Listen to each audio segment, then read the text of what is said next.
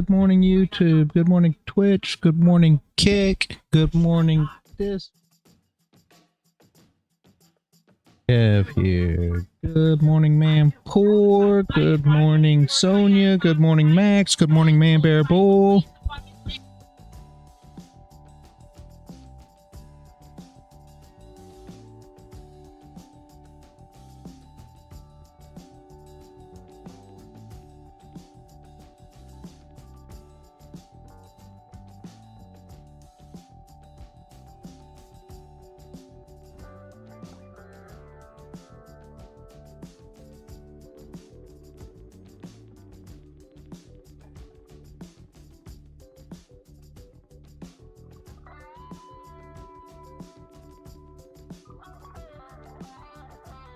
I haven't even taken this stuff off. Sorry. I was supposed to do that before I ever went and grabbed any air, guys. How is everyone this morning?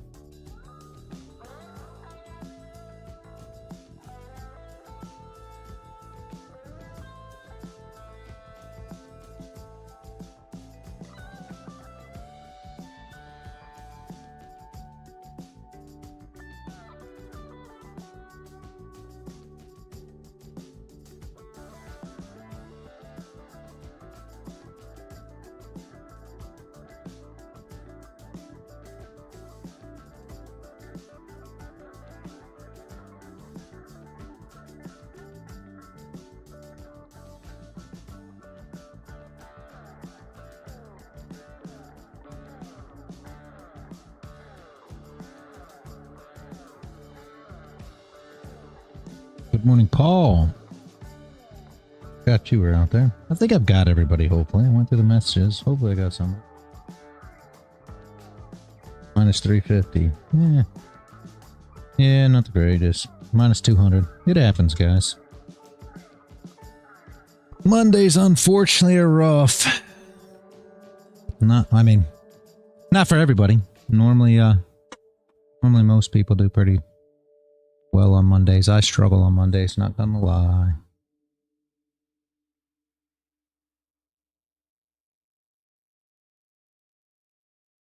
Because they don't want to go take the stops on Mondays. I'll let the traders win. Makes it tough.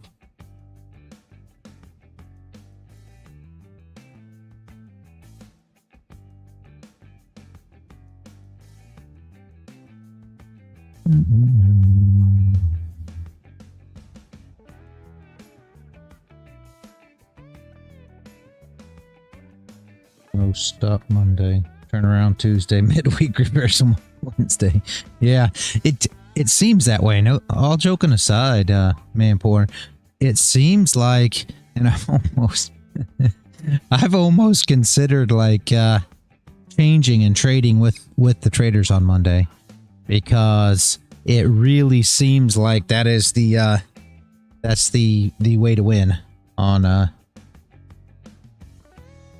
Mondays. They always let the traders get involved and get in and all that good stuff. You'd think that you know, I can't say it's tough to say that too, though, because I've had some Mondays that are all right. I'm just not a great fan of Mondays. Yeah, where's the sinister market that I'm used to? Exactly, Man Bear Bull, and that's the whole problem. Again, we're right back here in this area that we just were in. I mean, it is what it is. We're still below here. I don't know. Let's see what she does. If we get another entry here, then you know.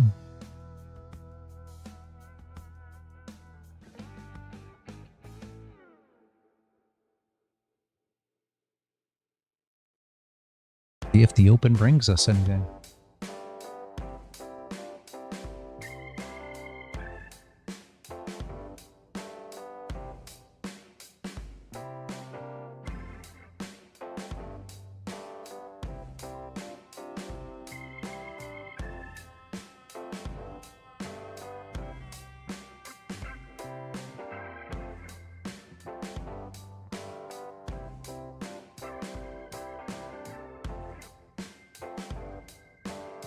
Stop wick here. Not a lot of one, but there is one there. Yeah, not a lot. See where she pushes for 9:30.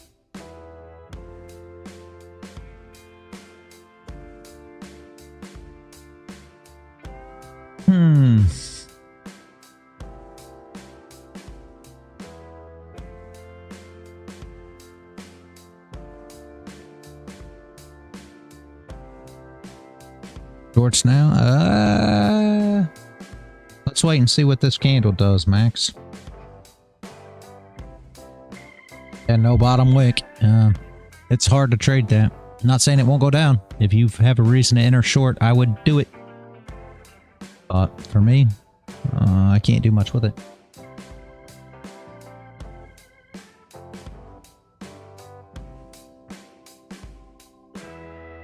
But if you have a reason to go short, go ahead. I do expect it to go down, not gonna lie.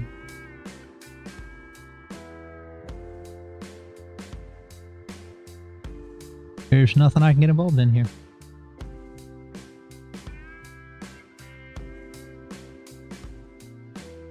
So how was everybody's weekend? You guys have a good weekend?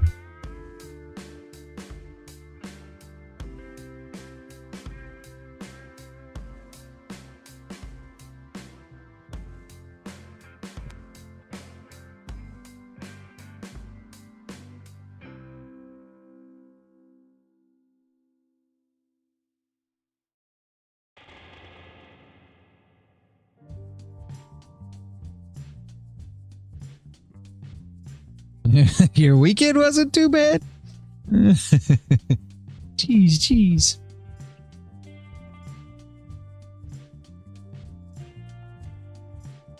Oh, it was cold. Oh, wow. Oh, yeah, I forget it's different there, huh? It's like spring here.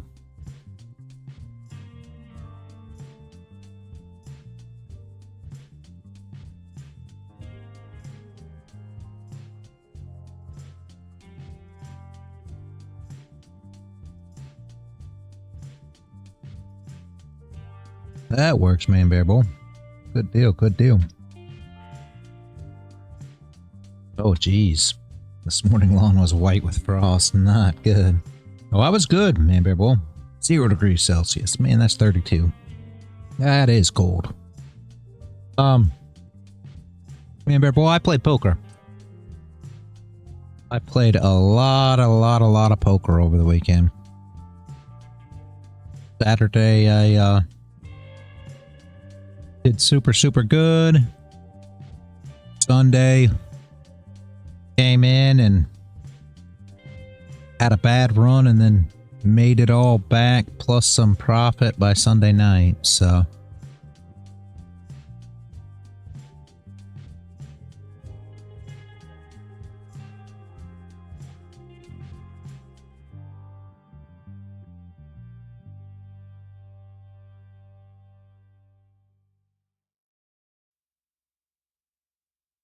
hello, Paul.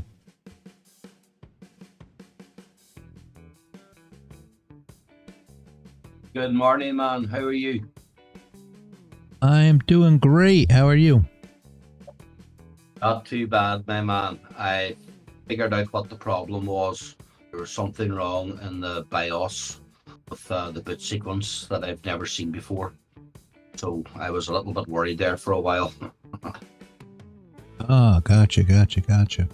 Oh, that Echo said I made $40 in 3 hours trying Uber Eats. Oh, running not worth it. Nice. Oh, I told you guys. My neighbors, one of them does DoorDash, the other one does Uber, I think now. He used to do DoorDash too, but they make a living. But man, oh man, it's not the I don't think it's the easiest job in the world, guys. And they're brothers, and they are 6 years apart, and one of them's in his 70s and one of them's in his 60s. Craziness. It's terrible to be working at that age. Exactly. Especially a job like that. Just saying. Man. Yeah, absolutely. Is there no social welfare for the elderly in America? I mean, I don't. They've got Social Security. Is that what you're talking about? I think they both get that. Yes. Yeah. They both get Social Security, but I don't know what. I think one of them gets like. Oh, what does he get? One of them gets a lot more than the other. The older one that's 70, he only gets like $650 a month or something. Social Security, I believe. Not enough to. Wow. Not enough to matter. And I think the other one gets like, I don't know, $1,500, $1,600 a month. Again, not enough to. I mean, you can't call that money here. I mean, I don't know what it's like in other countries, but here that's not enough to, survive by any means. So. Definitely not. Definitely not. Especially Kind of a rough medical deal. issues. Yeah, that echoes. Well, they do. Oh, one of them has medical issues. He has, oh, geez, what's it called? AFib? I believe it's called AFib. Arterial defibrillation. Yep. Yeah, it's a heart issue. The one in the 70s, he has that, and but that is paid for. Like, he gets all his doctor stuff paid for through, I don't know, what, Medicare or something. I don't know, for being, older. So that's how he gets his stuff. So I don't know. I think the McDonald's near me pays like $18 per hour. Wow, that echo. You should just work at Mickey D's. You would have did better there than with Uber Eats. That's crazy. Domino's pizza delivery is 24 plus tips. Wow. Huh. Jobs really pay money like that now, guys? I don't know. I don't pay attention to any of that stuff, but that seems like a lot of money for a Domino's pizza delivery guy. But yeah, amazing. Huh. I assume it's got to be. I mean, I don't know. I can't tell you it's not, obviously, but I assume that it's similar to that here. I mean, I'm in Florida. I wouldn't see why it'd be less per se, but I don't know. Who knows? I don't know. It's suitable for a trader to work as a Domino's delivery guy. I don't know. Aim higher. Yeah, he says, yeah. I'm sorry. Oh, jeez. I'm not here every day. End up on Mickey D wages. Exactly. Maybe it's just me.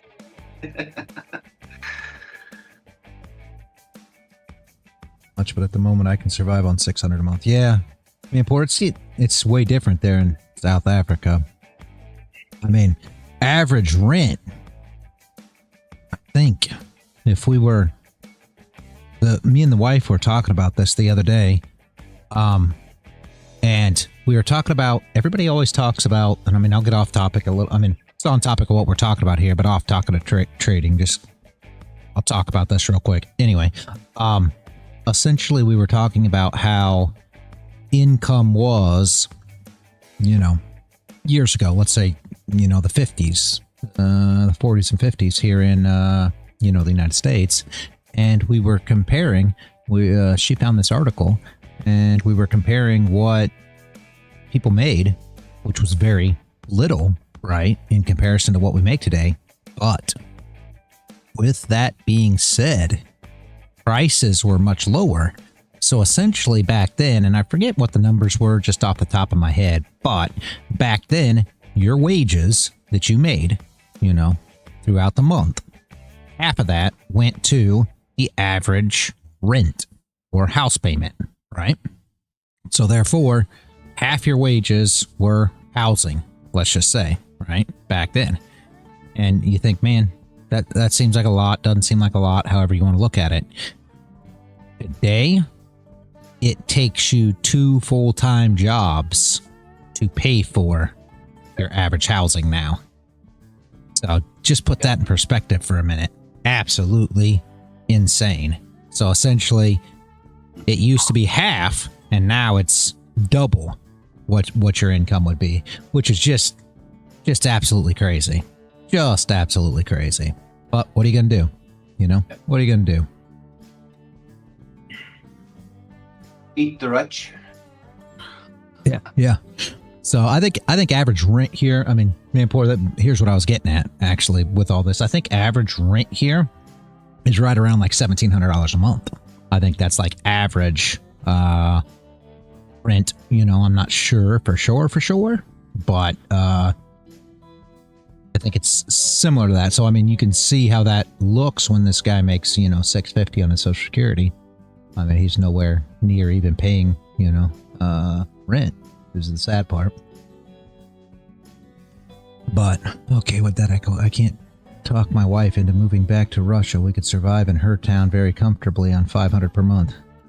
You what? That echo. You you want to go to Russia? I mean, I assume she has a reason that she doesn't want to go back to Russia.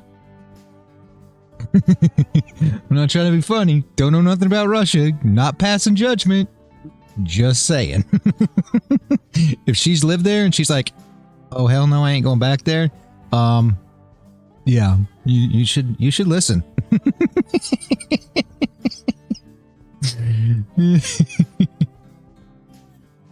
Rent in Ireland is some of the highest in the UE.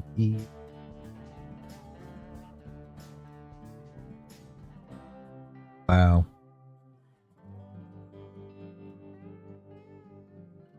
Yeah, 2.3 K down in Dublin. And there's places here that are super, super high in the United States. But, like you, I live in more of a rural type area. So it's a little cheaper than, you know, some of the places in, you know, more of the metro cities. That's not for me. Yeah. All depends on who you are, but I'm not a big fan of that. Like most people that think of the United States, especially from other countries, they're like, oh man, well, I want to go to New York City, and man, I used to work there a ton. When I had my distribution company, I used to do a lot of work in the New York area, and even in, you know, the New York City area, like Dobbs Ferry and Yonkers and all that. And I'm telling you, you couldn't pay me to live in any of those places. I used to spend a ton of time in New York State all the way around, but you could not pay me to live in those places. I remember I used to have to go between two of my warehouses, and I'd take the I'm trying to figure out what that road was. I don't remember, but I used to go down from like Albany down into the city, and it's not, I think it was Albany when I ran down there. Maybe not. Might have been Schoharie. Either way, doesn't matter. You guys probably don't know any of these places, but anyways, I used to run down there, and it was like thinking 45 miles, 50 miles, something like that, and it took me like 3.5 to 4 hours to get there. I mean, just absolutely insanity to make these drives. The traffic was so bumper to bumper, and I was like, man, I hated doing it, and I had to do it like every single day. I was like, you've got to be kidding me. You couldn't pay me to live in this place. So, yeah. Average rent for a one-bedroom apartment is about, in the city, is about $400. Yeah, that's not bad, man, poor at all. Canada is some of the worst in the world for property. It's lovely. I don't know if Canada would be what I classify as lovely, man, Bear Bowl, but I don't like big cities at all. I like spaces and not being surrounded by millions of people. Yeah, me too. Yeah. I like space too. I can't do it. You guys, a lot of you don't know anything about the United States again, but I mean, I was born in Kansas, and I realized a lot of people don't even realize what that means, but I actually did a job there with a whole bunch of the guys back then. I had like 16 vans and 3 people per van that worked. And a lot of these guys came from New York, LA, places like that. And when we went to Kansas, they legit were scared. And I was like, what is wrong with you guys? They said, do you realize if our van breaks down or if something happens out here, nobody will even find us. No cars go by. You see nobody. I mean, if I can put it in perspective, Kansas is like just open, flat area of farmland where nobody is. I mean, they're right. If you would have broke down on one of them back highways that we were on, you just hope that a farmer comes by on a tractor at some point in order to, give you a helping hand. I mean, it just is what it is. And that's what I was used to growing up as. I grew up that way, and it never really seemed odd to me, right? I lived in a town of, when I was out in western Kansas, when I started out in like the first grade, I was in a town of, I think it was 35. And then when I went to middle school, like my 8th grade year, we moved out to Bison. It was a town of 173. So just to put that in perspective for you guys. Essentially, there was less people in these towns than are in our server.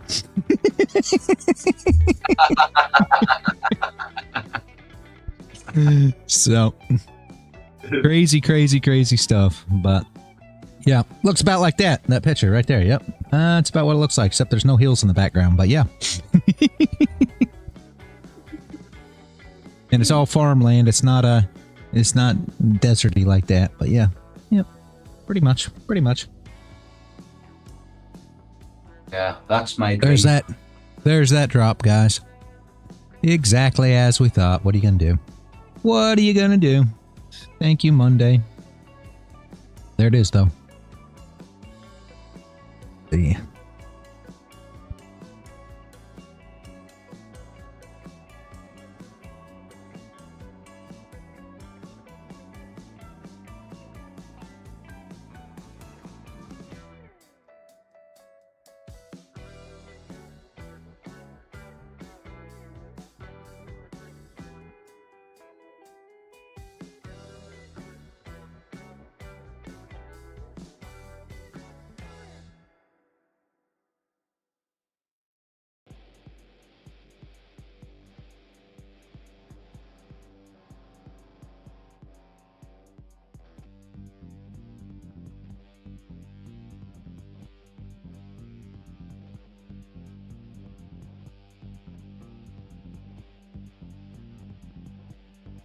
$20 there in a couple of seconds scalp. Mm-hmm. Can't help myself, can I? Works though. Nothing wrong with that. Oh, in and out. A couple of quid, I'm happy enough.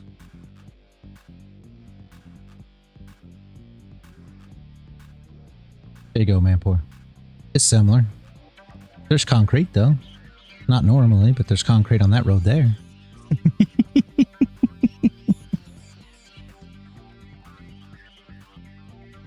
Green. There's no mountains or hills or much anything. Yes, it's flat. It's flat. You can see we have asphalt roads. Yeah, we did too, barely. Just the main road that went through town was asphalt. All the rest of the town was gravel.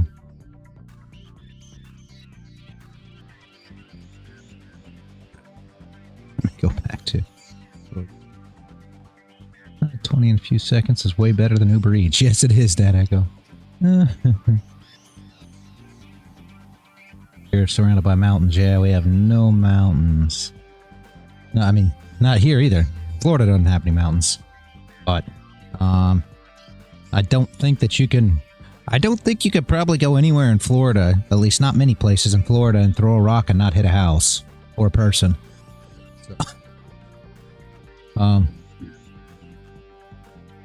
well, that is the big difference. It's super populated here. That's the only thing that I don't love a lot. But it is what it is. Like, I live in what is considered a rural area of Florida, and to me, this is like city living.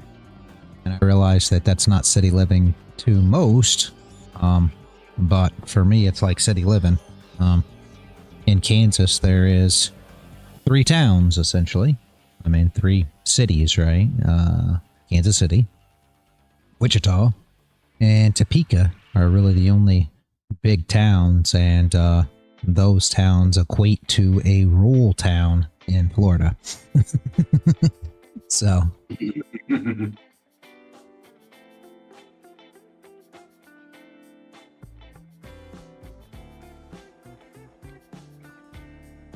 Wow, that's nice.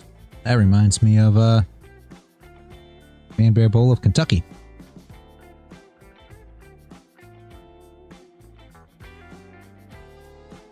Had a place in Kentucky for a while. Real similar. We had mountains and rivers and streams. And what football team do you support? Oh man, you should already know. Kansas City Chiefs, all day, every day. I was a Chiefs supporter before Chiefs were cool. Back in the day, the Chiefs went 50 years with no Super Bowl win. And I was still a diehard Chiefs fan. Now, everybody's a Chiefs fan.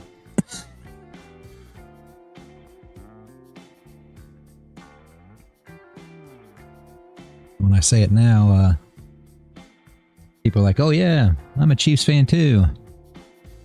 Used to be, they'd say, what football team do you like? I was like, the Chiefs. They're like, why? Well, I'm from Kansas. What do you want me to do?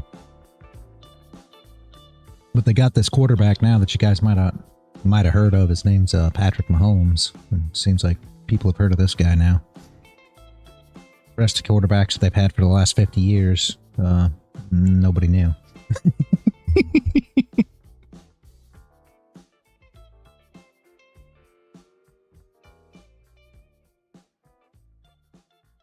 Who's your team, Joseph?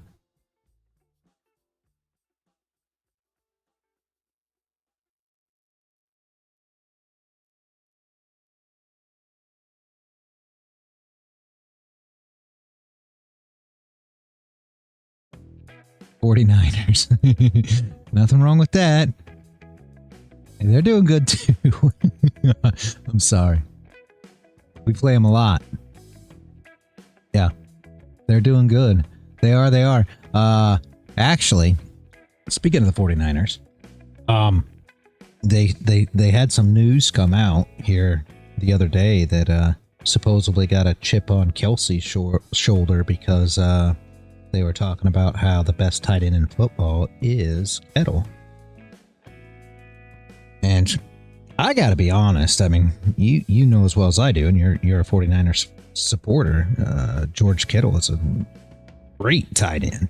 I mean, I don't know why these guys get so upset about splitting hairs. I mean, Kittle's an amazing tight end. Anybody that wants to take that from him just doesn't make any sense to me. He's an amazing tight end. So, I don't know. Yeah, 49ers are good too. They were super good. And you probably aren't old enough for this, but I remember when, back when the 49ers had, Montana and Rice and all them guys, right? And at the ending, right, when Montana was at the very, very, very twilight of his career, they actually, somehow or another, the Chiefs got him. And we had him for, I don't know, a year or something. But he was way past his twilight at that time and did not play well. He was hurt most of the time. He was just, he was old at the time. But he did come and play for the Chiefs for a very short period of time. I think it was back when Marty Schottenheimer was a coach over there. But yeah.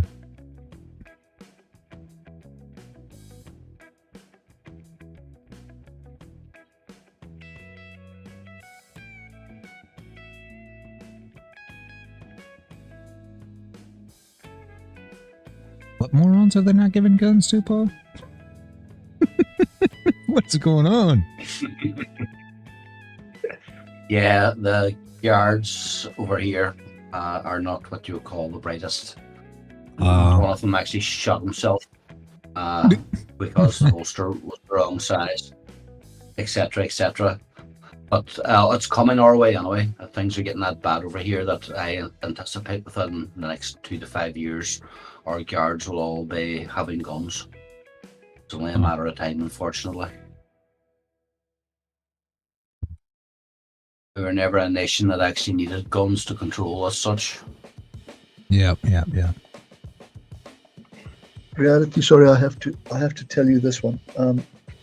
So this morning I saw a video in the US somewhere. We were talking about the local law enforcement over there that's not too bright. Yeah. So a fire truck arrived on the scene where a car rolled over and the person was trapped inside and quite badly injured. Yeah. So the police officer arrests the fire truck driver for parking illegally.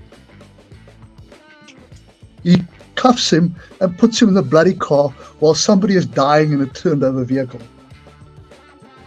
Jesus. So, Wow. That is crazy. That is crazy. Bad shit there altogether, man. he parked the fire truck illegally. Holy shit, that's bad. Ugh. Anyway.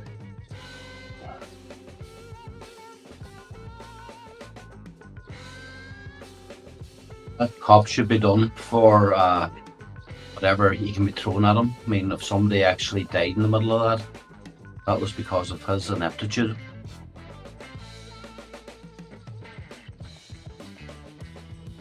Because I thought cops and firemen work together. Well, they do in this country anyway.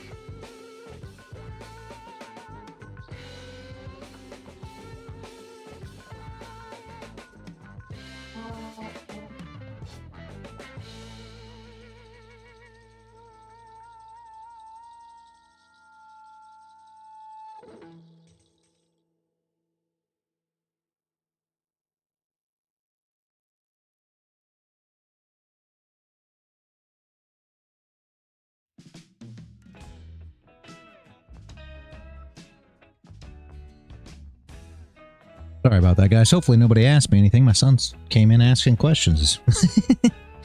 Hopefully I didn't miss anything. Yep.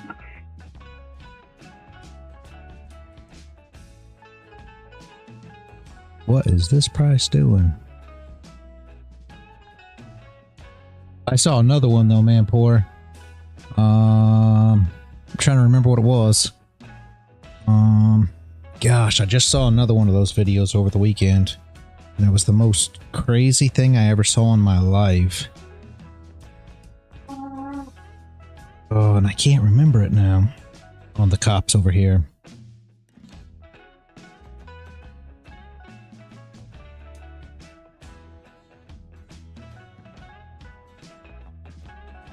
Yeah, trying to think. I don't remember what it was. I saw one. I know I saw another one from the armed attorneys, but it was the same one that I saw before. It was this is great as all get out. These cops come and break this guy's door in, and they are there because supposedly they had a videotape of a woman essentially getting, in domestic violence dispute. Okay. So they come and they break this guy's door down. They've got, the SWAT shields and guns on him, and he's sitting in his chair, and he's like, he says, "You guys better have a warrant." And they're like, "You need to come outside and talk to us." He says, "I'm not going nowhere." And he's still sitting in his chair, not doing anything. He's like, "You guys better have a warrant." And they ended up coming into his house, handcuffing him, basically arrested him for resisting arrest, or all this other crap that they come up with. They come up with all these things, interfering with police investigation and bloody, bloody, bloody. They come up with all these things, right? Anyway, it ends up at the end of this whole thing that the video was from 7 years ago, and it was one of his other sons, and that son didn't even live there anymore, and they had no warrant, and they kicked this guy's door in and everything else for what? Who knows? And it could have easily got out of hand quickly, and that's the problem that we have with the police here. They take, I remember what it was now. I'll tell you the other one. I just remembered it. As I say, they take little bitty things and turn it into big, big, big, big problems. Good morning, Sonny. Here's what happened. This was great. They pulled over, and I don't remember where this was, somewhere here in the United States, but they pulled over some teens, right, for not using a signal. Okay. So you don't get to see this first part of the video, so I don't know how many police officers were there when this all started. But anyways, there was plenty of people in this neighborhood, and they were harassing these teens, and all the people are coming out in the neighborhood, all this and that. And a canine officer came, and here he's got his dog out there barking and yapping and yelling at everybody. And one of the guys called the dog a bitch. And he says to the other police officers, we're taking this one. And they all roll up on him, and he stands there and puts his hands behind his back just like he's supposed to. They tackle him to the ground for whatever reason. He was never resisting. Tackle him to the ground. His hands are still behind his back. He has not been handcuffed. Hands are still behind his back, and they're screaming, "Stop resisting, stop resisting." Again, his hands are behind his back. He's doing absolutely nothing, laying on the ground, and the police officers get off of him, and they sick the dog on him, and the dog attacks him. And during this whole attack, his hands are still behind his back. He never moves his hands. He never tries to get the dog off of him. Anything. So he did nothing but comply. So anybody that tells you that the reason that the bullshit goes on here in America with all these cops is because people don't comply, man, I don't believe it much. So I'm gonna get an email, I'm sure. But man, boy, I did want to tell you that story. That was the one I wanted to tell you. I forgot all about it. I don't remember what it was, but absolutely absurd. Yeah, it seems like the focus is just totally at the wrong place. Yes. And because I saw a video again this morning where somebody complained about a group of people in a bowling alley literally throwing bowling balls at the machinery and breaking everything down, and then complains when they get kicked out, or they tried to be kicked out, and they complain that the owners are being racist. I mean, really? Yeah. And it's absurd. Me and the wife have talked about this. The funny thing is, and it's like that poor kid, and I don't know if you ever saw that video, but it's like the poor kid. There was some people sitting, there's 3 kids, sitting on a little area that they have, in parking lots. It has like a tree, it's a little area that's got the curb, and it's got like a tree and some grass in it. They were sitting here. Well, apparently these police officers were called out because they were trespassing. And in this country, that means if you're trespassing, they're supposed to come there and tell you to leave. They weren't doing anything wrong. They were sitting there. And as soon as the police showed up, 2 guys took off running. They ran. So the two officers that are there, a female officer and a male officer, go and grab the kid that's still sitting there. Well, he never did anything. He never tried to run. He never tried to do anything. And the male officer has his gun out already and is sitting here wrangling this kid, and he's did nothing. He's like, I'm not resisting. I'm not resisting. I just want to know what you're arresting me for. And he took his the grip of his gun and starts beating this kid in the face with it. And this is what you get from complying in the United States. He was the only one that sat there, didn't take off running, and yet he gets pistol whipped by this police officer. And it's the video's completely tough to watch because this is a kid. I mean, he's probably, I don't know, 16, 17-year-old kid. And I mean, he believes this police officer is killing him. I mean, he's screaming out in fear because he believes this police officer is going to kill him. And it doesn't give no shame to police officer. You don't care. And I promise you what they probably gave him was some paid leave for vacation, and he was right back at it, 2 weeks later. That's the problem. Absolutely absurd here. I'm definitely going to get in trouble with YouTube. Jeez. Yeah, man, Bear Bull, that's the problem. Again. Yeah, I don't care. It don't matter to me. Like I've said before, I really don't think, guys, and I'm not trying to be funny here, but I don't think there's anybody here on YouTube, and I mean, if you are, go ahead and shout it out. I don't know how many people are here, but I don't think there's anybody on YouTube that actually isn't in the server, so shut me down. I don't care. It's nice having YouTube as an option, like for you, Paul, and everything else. And that Echo, I know he spends a lot of time on YouTube and not here in the live chat, and there's absolutely nothing wrong with that. So I enjoy having YouTube, but at the same time, if they want to try to shut me down and turn off my account like they did last time, I guess I'll just go to videos that are unpublic again. They're just private videos. Doesn't matter to me now. Yeah, exactly. You were saying you're saying that the police officers then focused on the guy that remained seated. Well, in South Africa, yep. I can understand that because the police officers look like this, and it's just so much freaking effort to chase the guy.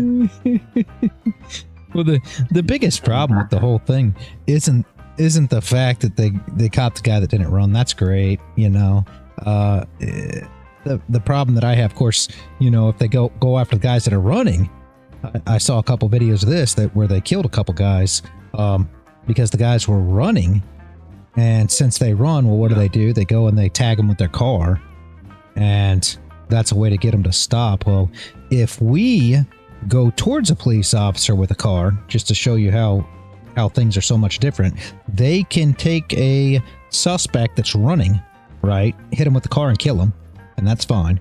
But if we take just put our car and drive towards a police officer, they can pull out their guns and shoot us because that's a use of deadly force by taking a car towards them.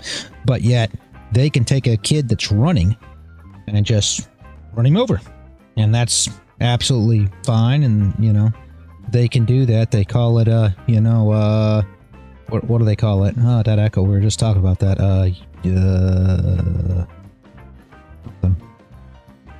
Something. They get away with it because because their job, they don't have to face anything. And then if people do sue them, which is even better yet, like all kinds of people have been winning lawsuits against the police officers. Oh, I'll tell you another good one I saw. All kinds of people have been winning lawsuits against the police officers, but who do you think pays those lawsuits? It's not the police officer. It's the taxpayers. It's us. So we get to pay for their wrongdoings on top of all of it, but yet they get to murder us in the streets. Anyway, I saw another good one, man. Poor. Listen to this. And this is how the police officer was dealt with. This is the greatest thing ever. A police officer was drunk, driving his car, drives it off of like this ravine thing that it drops down on a road down below it. I mean, just completely totals the car, gets out of the car, walks home. Again, he's drunk, totals his car, and he's supposed to be to work. So he goes in, suits up, and calls his car in stolen, and then goes to work. And of course, he's on the scene of a stolen car, and he's wiping blood off of it, hiding the evidence, everything. Made a false police report, all these things. His buddy actually had his body cam on. I don't know if he knew it or didn't know it, but he calls the guy's girlfriend, and he's like, this is his partner. He's like, I think maybe he wrecked his car. I just watched him wipe blood off of it, this, that, the other. So he pulls his buddy to the side, his partner, and he's like, did you do it? You got to let me know so that we could, we need to fix this. I don't want you to get in trouble, this, that, the other. All these things happen, right? And what do? Both these cops resign so that nothing's on their record. They have nothing. They go to a different precinct, and now they're working again. These are the guys that, show up on the scene of drunk drivers, cops who total their cars while drunk and then call them in stolen and still continue to be police officers in this country. Just amazing to me. Mhm.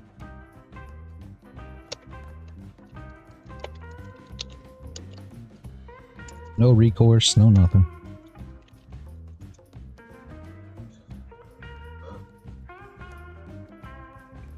Yeah, Max, this price action is typical Monday garbage.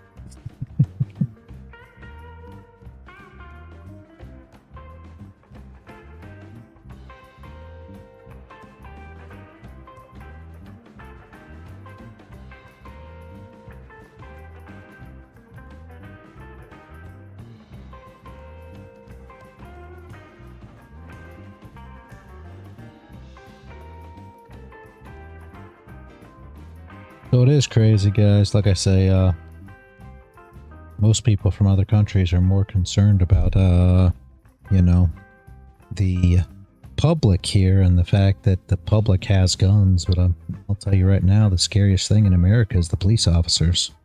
And you're way more likely to get hassled by a police officer than shot by a citizen who has a gun. Sadly. Yeah. But I will tell you who won't be there if there is a shooting that goes on and you're in an active shooter event or something like that. The police, school shootings when there were school shootings and the police run the other way. They don't mind chasing down unarmed teenagers and beating them, but an actual criminal, that's out of their pay grade.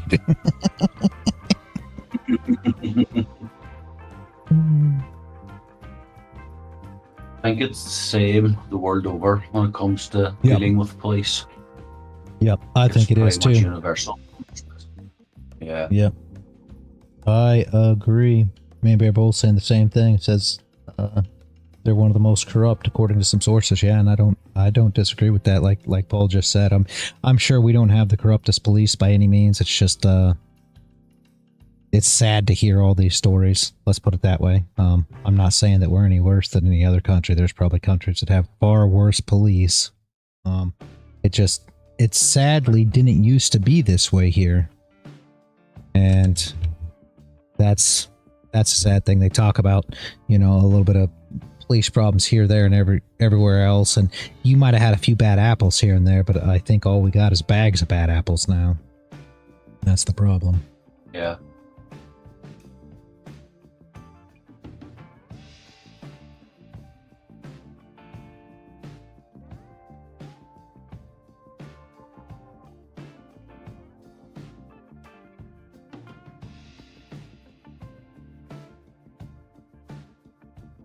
And that's why I've pushed so hard for, and I know, Paul, you're talking about the guards there and so forth, but Man Poor and me have talked about this, and I've pushed for the last few years, and it's something that, I believe in.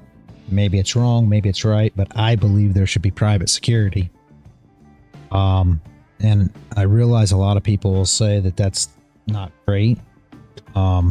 My difference with private security and just hear me out for a second, right?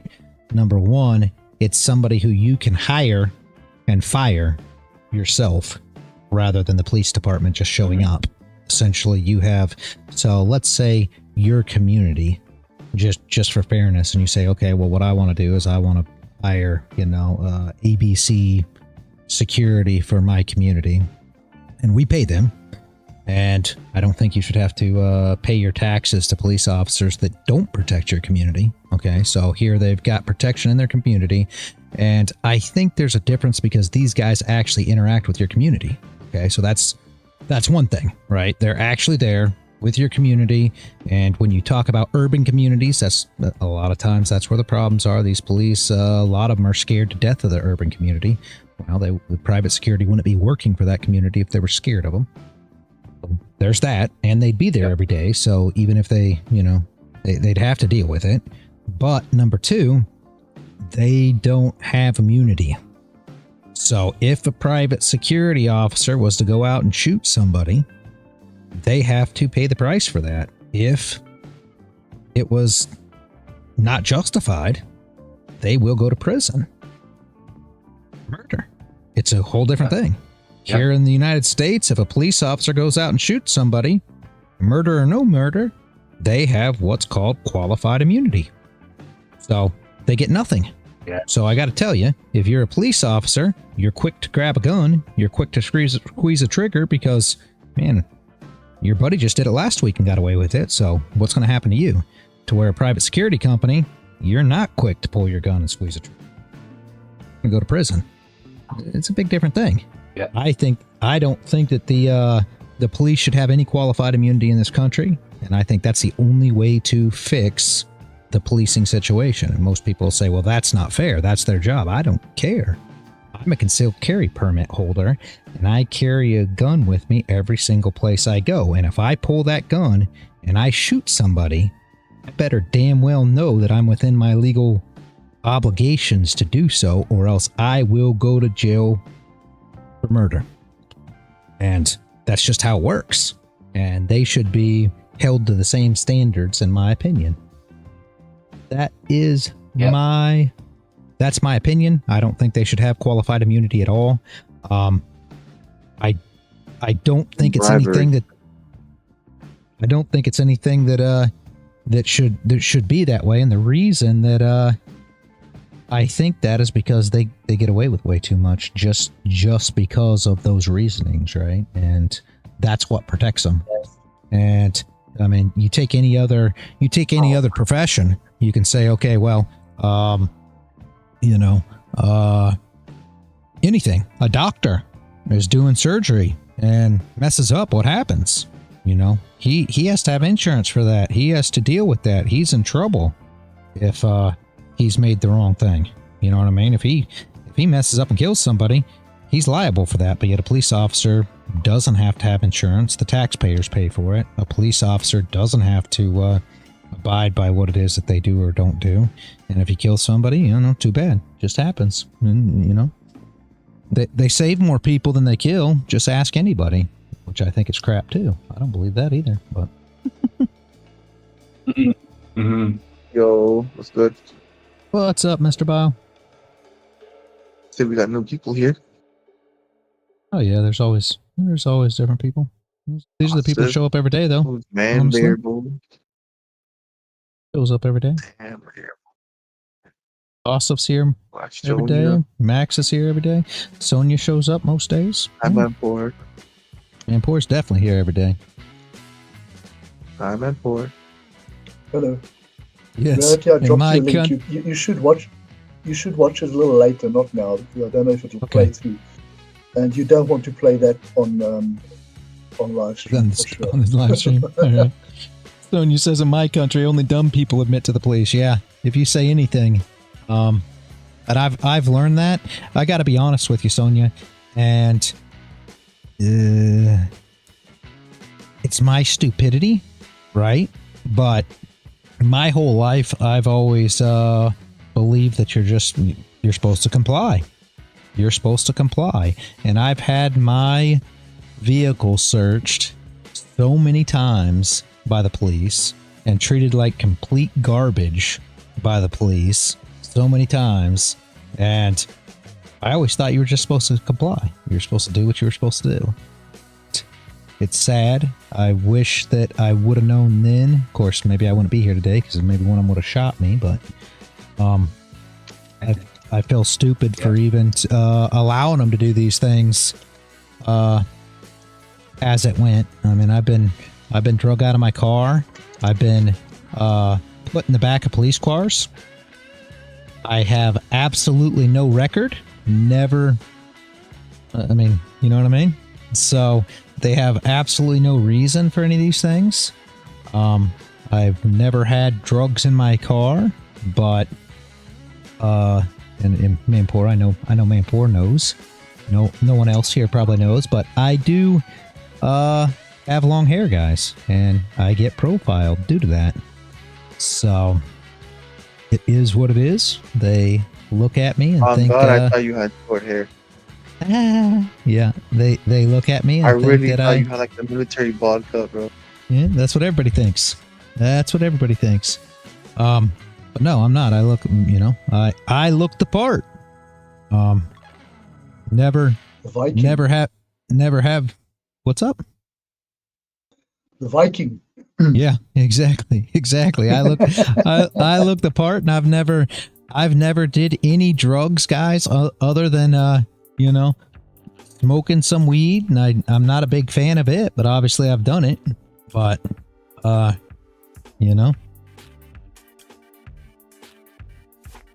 it's just, and yet I'm always that guy, and it's not that indifferent. I mean, just to say, I could say, okay, well, it's just the police.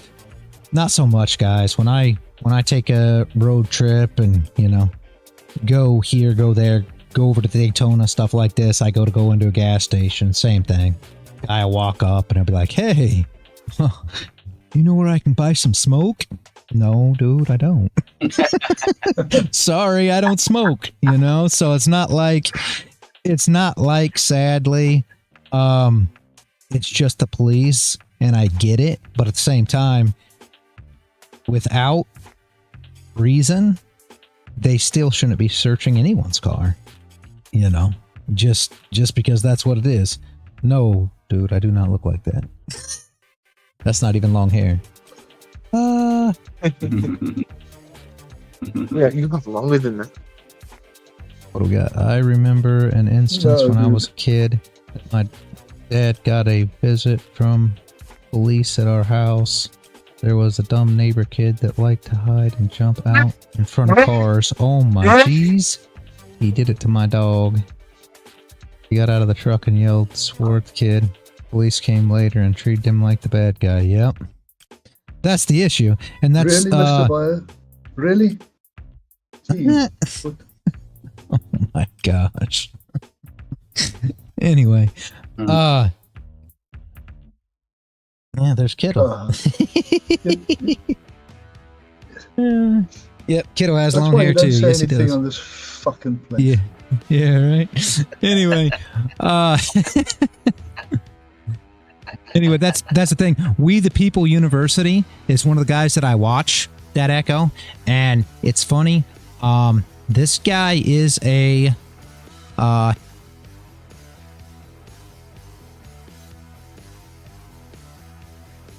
whoops, he wanted to be he's a police officer. He wanted to be a police officer, and what he did was he went to the academy, became a police officer, ended up being a sheriff's deputy as time progressed, and now he shows videos of bad cops because he left the force for exactly that reason. He said it's a bad place. He says always record the cops and never call them. He says if you never call the cops. This is why people don't call the cops. You should never call the cops. And I agree. I've never called the cops, and I can't find an instance where I would need to call the cops for anything. The only time I'll ever call a cop is when I'm getting robbed, bro. Oh, I don't care. I'm getting robbed. They're gonna have to call the cops if I'm getting robbed. I promise. So I don't have to worry about that either. Yeah, I don't believe in calling the cops. Never have called the cops. Never believe in calling the cops. Just not something that that you do. And he says not to do it either Question. because 9 chances out of 10 you get in trouble for it. So, yep. But question. What if you have what like in what situation would you actually call the cops? Never. Never. Yeah, there's not a situation that you can name that I'd call the cops. Let me the give wife. you an example in South Africa. So a guy has people breaking into his outside tool shed. So he phones the cops and they tell him, sorry, we don't have any vehicles available. We can't send anybody right now. Okay. 5 minutes later, he phones them back. He says, don't worry, I shot them all. Yep. It wasn't 2 minutes and the whole freaking police force was there. I love it. Of course, nobody was shot, but Wow. the point is just, I mean, Yep. don't call them. Yeah. Gets in there. Exactly. There's no reason to call them. I got to be honest with you. My wife Yeah. claims I have to call them if if somebody is to break in. I'll tell you the Shield Canine in Canada, the guy who is a big part of the training of my my dogs. He says not to call the police. He actually says if somebody tries to attack you, out in the street or whatever, and your dog has to be deployed, that, you deploy your dog, get your dog out of there, you get out of there, and, it is what it is. So, and that's real life, guys. I mean, that's how I look at it. If you think that the cops are coming to protect you or save you or whatever the case may be, you're thinking wrong. The cops are coming there to, just like DK just said, they're coming there to fill out their paperwork and do the investigation of whatever happened. So if you're waiting for cops to save you from 4 people who just broke into your house with shotguns, you might as well skip the call. There's no freaking point. You kiss your ass goodbye and go on. I mean, there's nothing more to it. Cops aren't going to show up in time. In South Africa,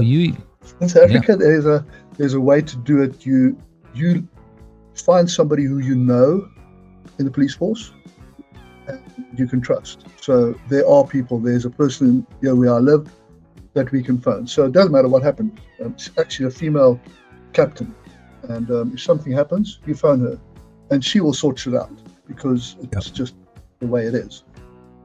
And if something is really bad, wrong, she will also sort it out. Yep. You either protect yourself so that they can come and write their investigation up and put you in handcuffs and bring you downtown because you protected yourself, or they come and they put you in a bag, zipper you up, and bring you to the morgue. That's all there is to it. Protect yourself in the United States. You protect yourself here. It's an aggravated assault. Yeah, it is what it is. I promise you, that's why I have 2 trained protection dogs and plenty of support. What do you call that stuff? Reality? Weapons. Yes, there was Emotional support. Yep. Yep. I have, Just emotional support. I have plenty of emotional support tools, and they have a lot of food, so I'm fine. Yeah. You got to keep them well fed, guys. Got to keep them well fed. Yes.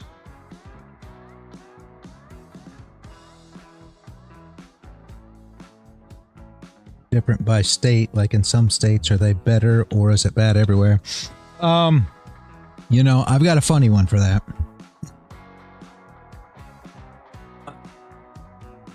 Florida, where I currently reside, has one of the best sheriffs, probably of any state in the United States.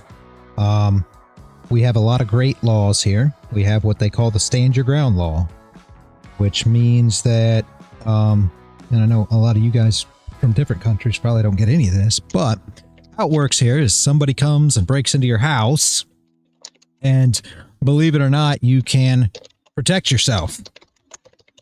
In places like New York, you're supposed to flee.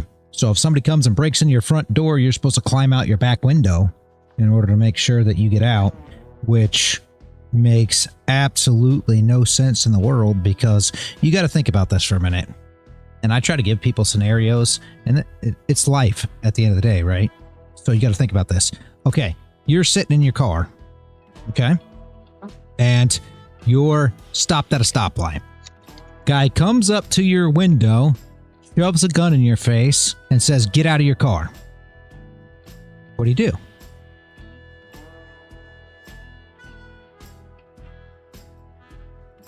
Get out of the Lord. car. Get out of the car. Exactly. Exactly. Why would you do anything any different than that? Oh, yep, exactly. Okay, now I'll ask you the same exact question, right? You're sitting at a stoplight. Guy comes to your car. He shoves a gun in your face. He says, "Get out of the car." Now you have your new wife and your 9-month-old baby in the back. What do you do now?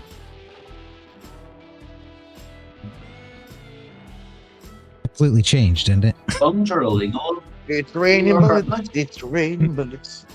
You see how everything changed, and that's why these laws don't make any sense to me. They're expecting you to leave your wife and children, or whatever the case may be, and jump out your back window in these states.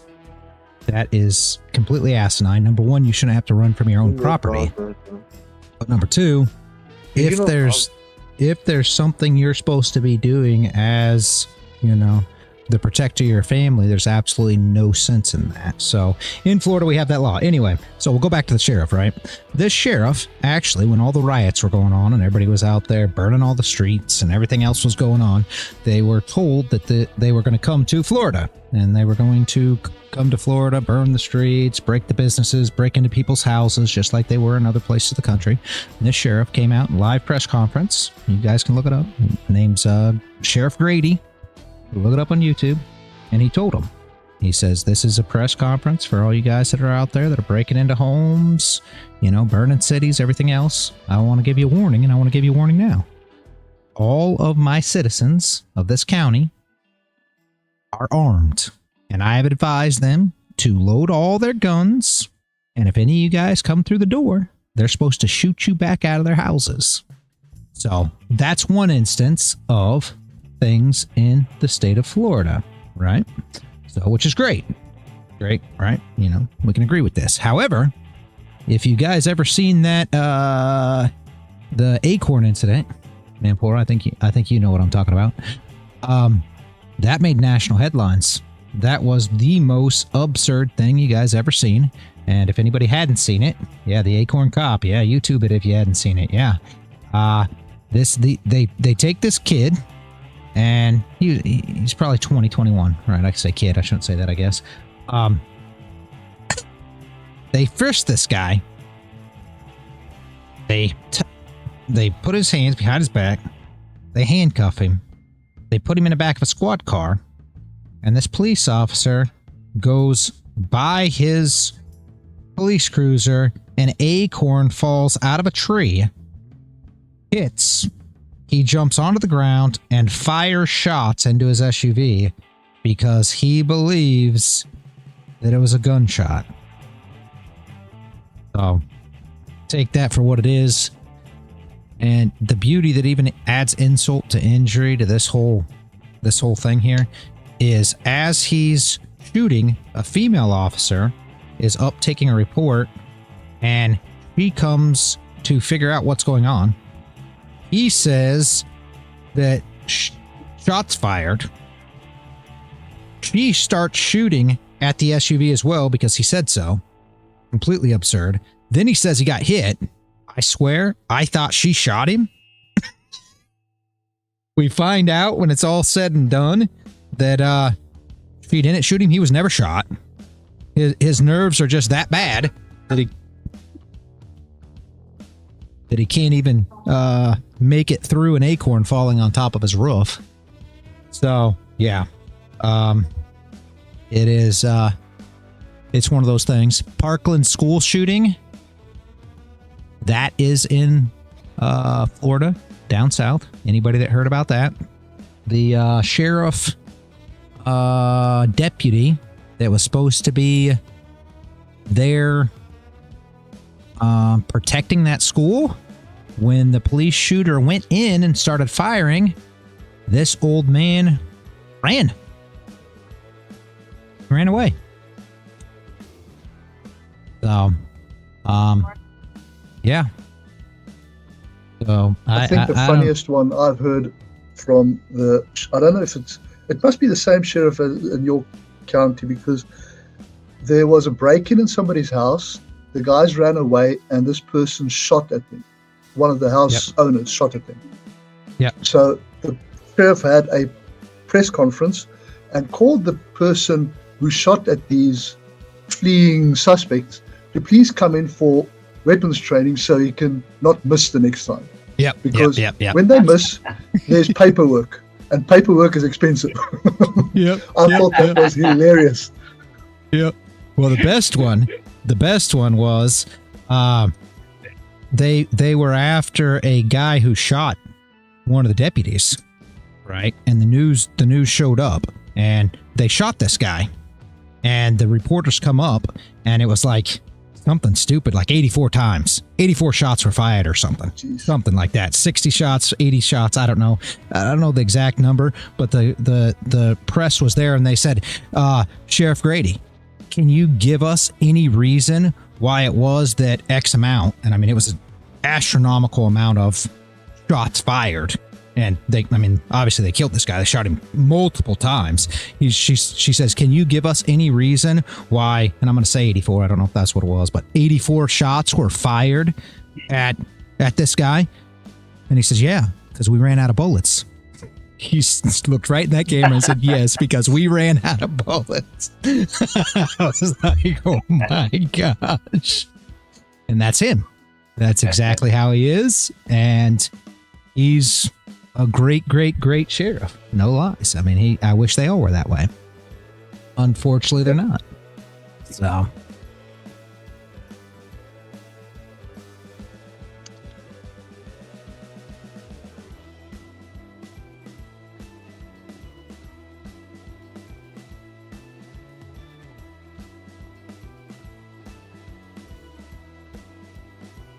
I'll be back in a bit.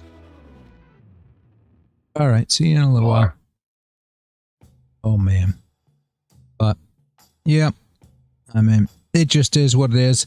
In my opinion, like I've said a million times, I think the bad guys need to be dealt with as bad guys, and the good guys need to be dealt with as good guys. And somewhere along the way, the police need to know the difference.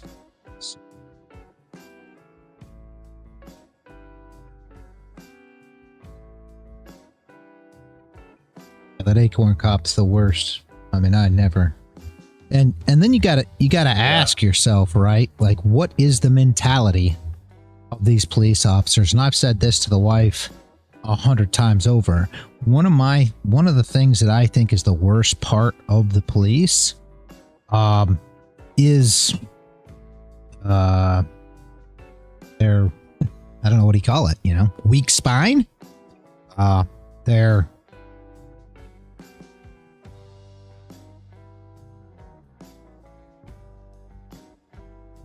They're so scared that they're going to die or whatever. Yeah, lack of spine. Yeah, something. They're so scared that they're going to die that it just makes no sense to me. Here these guys are. They go out in the streets. They have a radio with them. They normally show up with 2 to 3 squad cars. They always have body armor on, guns on their hip, tasers. I mean, come on, guys. What possibly could they be scared of at that point? If I could walk around town like that, man, I wouldn't be scared of anything. I don't quite understand. I mean, I'm not really scared of anything as it is, but you definitely would have nothing to be scared of. I don't get how it takes the biggest pussies in the world to fill up these police departments in America. I don't get it. I really don't. Yeah. I think the occupation attracts the weak-minded and the bullies, or else the people that were bullied whenever they were young. Yes. They see it as their way of getting back at society. I know from my own personal experience that some of the guards in this country are some of the dumbest motherfuckers that I went to school with, and I mean, they are dumb. One of them actually ended up teaching for a year.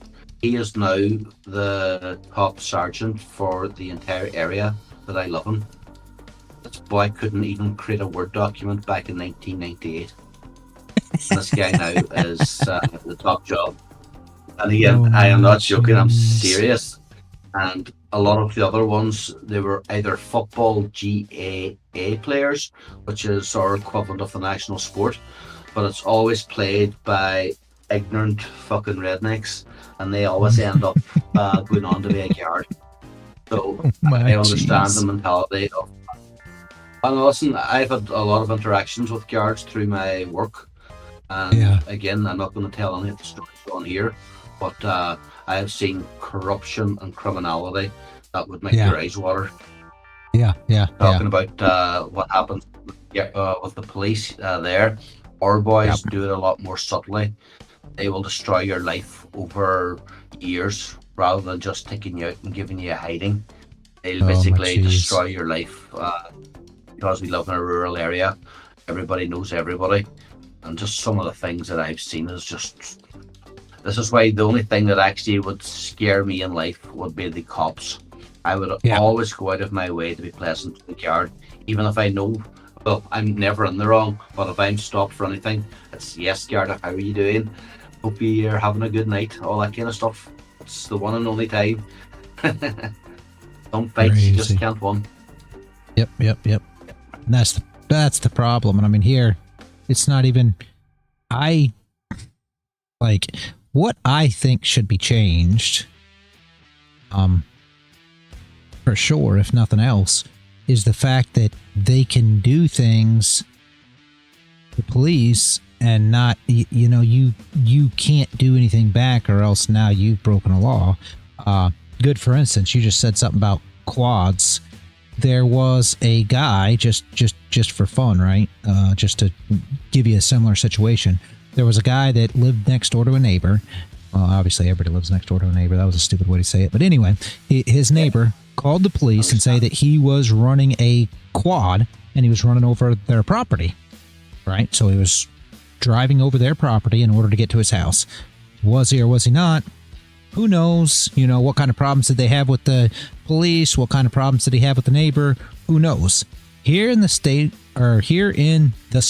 right, you're not supposed to go into a person's house as a police officer unless you have a warrant or, some kind of circumstances that you're in threat or that somebody inside's in threat or, they have to have some kind of extreme circumstances to go in. You can't just go in.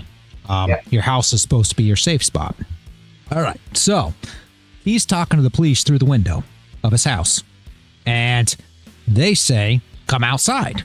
And he says, no, he wasn't driving through their property and they need to get off his property, which is something you can ask the police to do. If they have no means to be there, there's nothing they can do. They need to go back. They need to get a warrant. They need to do this. They need to do that. All right. So what do these cops do instead? These cops go and bust in his door. They go to the back room.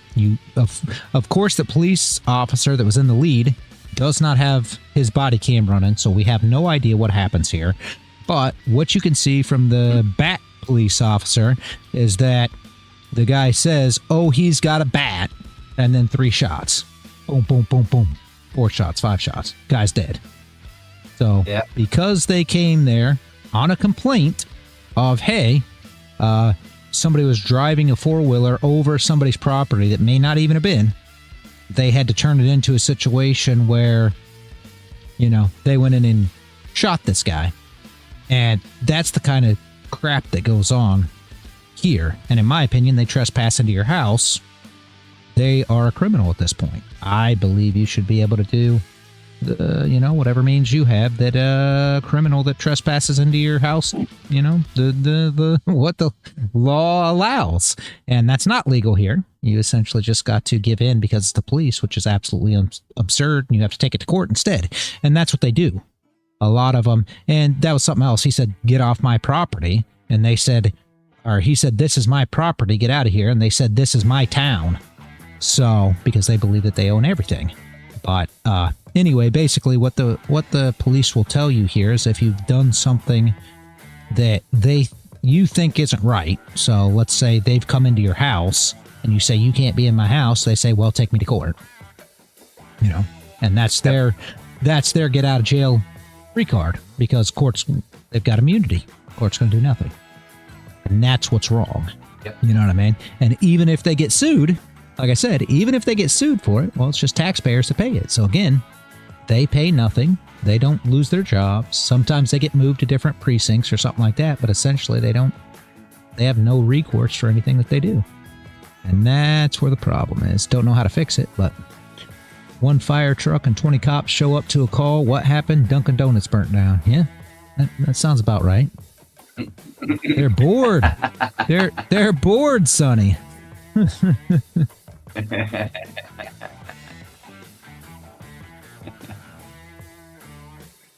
Catholic priests, they'll just move them. Yeah, and that's exactly what happens. They just move them to a new precinct and they do stuff all over. It's really sad because a lot of these cops that have became, infamous for, the different things like, George Floyd, let's just say. And again, I don't like sitting here and talking about the George Floyd thing because, I'm not going to give my opinion. But anyway, that police officer had already been charged, had already been to court and had these same charges prior. So it wasn't some, new thing as to this guy had issues, and a lot of these cops, they have nicknames for them because they blow off and do this and do that and do this and do that. And it's just,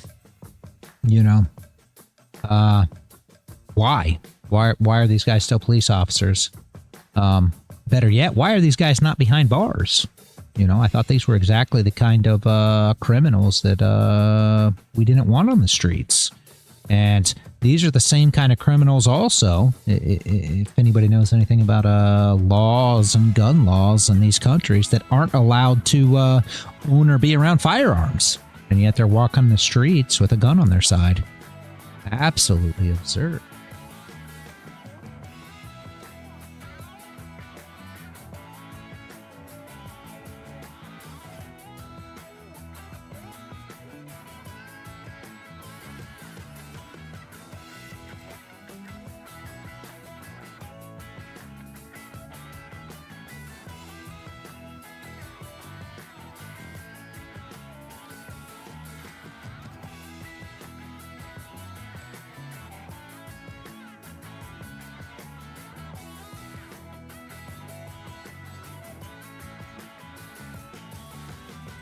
At least we got something to talk about, guys. This price is doing absolutely nothing. Yeah, so even Bitcoin is a way to fuck off the other. The Nasdaq is doing a little bit, but stop losses are a little bit. Yeah, 80, 90. Yeah, 90 for it to come onto the next volume profile that I pulled. Yeah.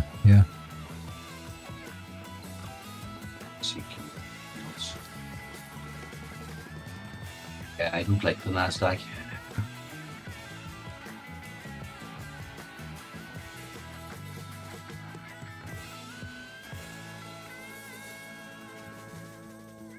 Typical Monday.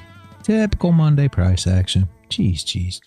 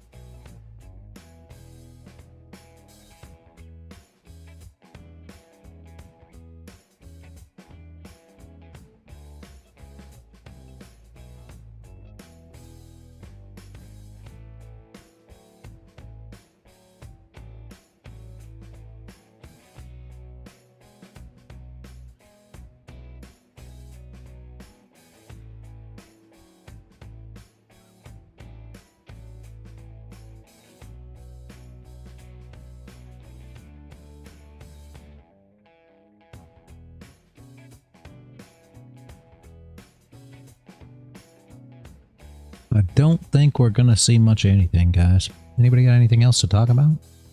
Any questions? Any thoughts? Anything? This is just ugly. Yeah. Have you looked at the RTY? You did say that your wife likes the RTY. What does she use?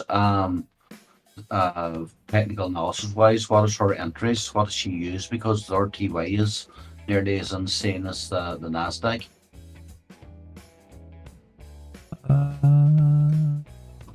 Like she's probably got her thing on here. Let's see. She uses an indicator there. When she was on here.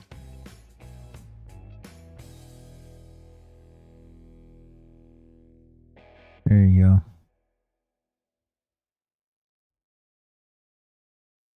That's what she's got drawn on here. I do not trade this thing. RTY is crazy. There's some levels for you if you want them though, Paul. Levels. Yeah, go ahead. Yeah, I'm just wanna get it on YouTube because I can pause YouTube.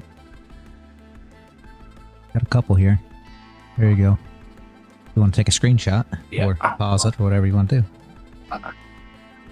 Good idea, actually. I'm going to pause it, actually. Thank you. I can now see these prices. Go 6.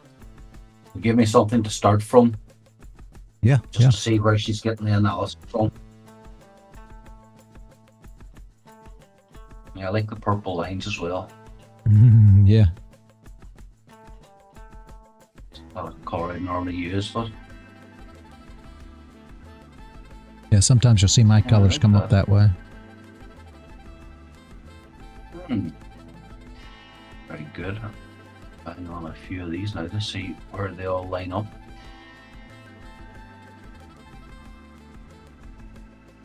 Go 6.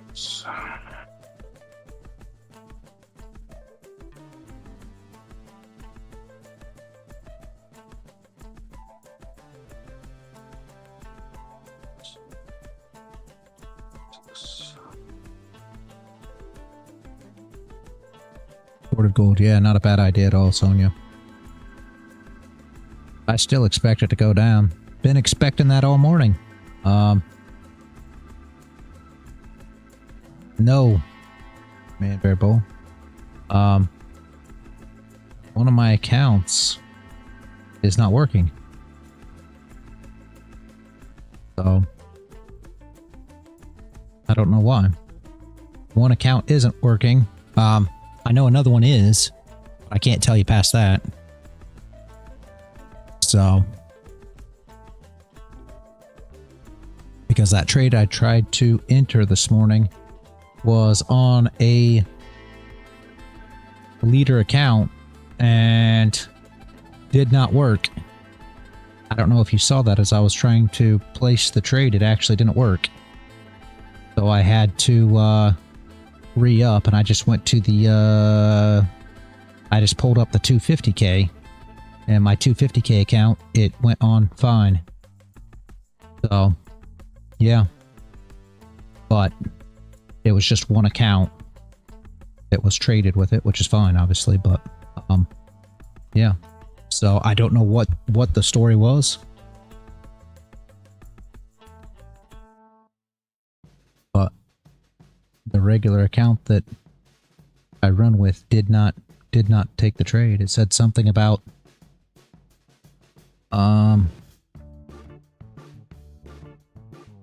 over, I don't remember. It said something funny on it. Is that a rhythmic issue, do you think? Yeah, I know it was a rhythmic issue. I mean, I assume, because I've never had to say anything like that before. So, it said something like, I traded too many contracts. It said something of that nature, like I was over the threshold or something. I don't know exactly what it said. It said something of that nature, though. Yep. Yeah, I got an error on a contract amount, exactly. Some weird thing, and that's why I changed accounts. I don't know if you could see that on the stream or not, but yeah, I changed accounts in order to enter, because it wouldn't let me enter on my normal account. So they said that there was rhythmic issues this morning.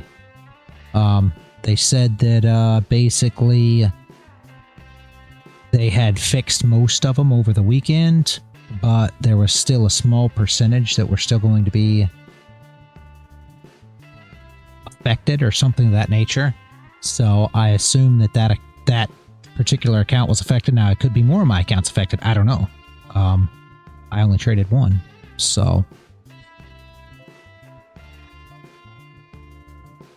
Apex having Tradevate and rhythmic issues.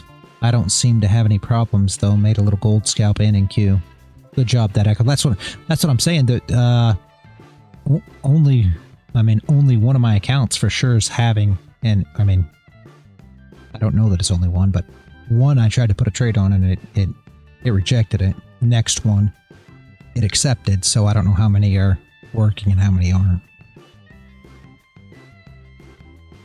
It said Tradevate was lagging, but my entries and exits all hit fine. Well, that's good. That's good. That's good.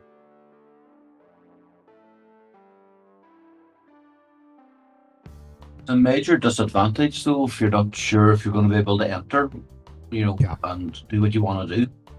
Yep, It's exactly. That's a major disadvantage. It is. I've never had the issue.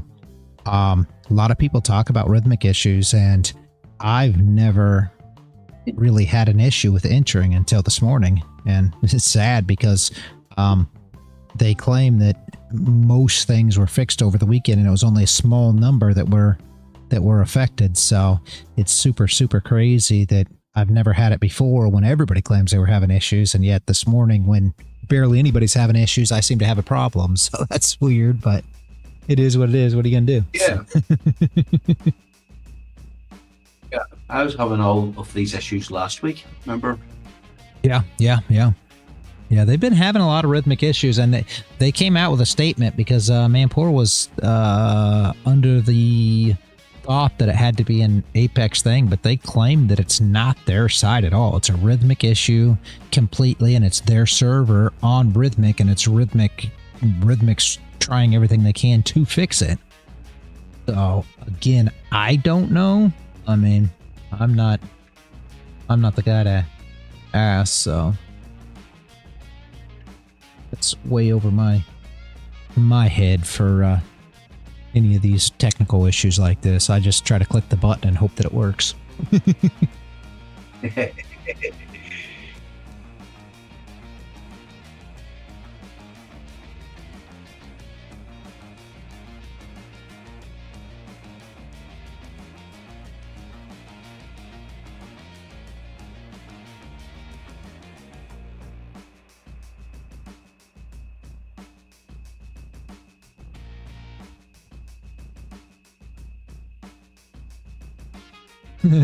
Puke and pony pattern. Oh my jeez. Yeah, I think it's gonna puke, Sonny. 100%. Like I said, I've expected this thing to go down since this morning. It's just typical Monday crap. But Look at the size of the wick in that as well. Yep. Massive. So 37 so far. yeah, it is what it is. It's a ugly thing. So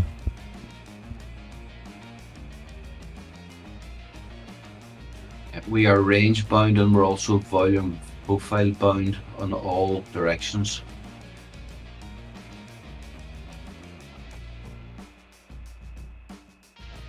At least it's keeping me out of trading anyway, so that's a win in yeah, itself. that's about the truth. That's the thing, Sonny. I'm not a fan of Mondays either. It's just one of these things. It's ugly.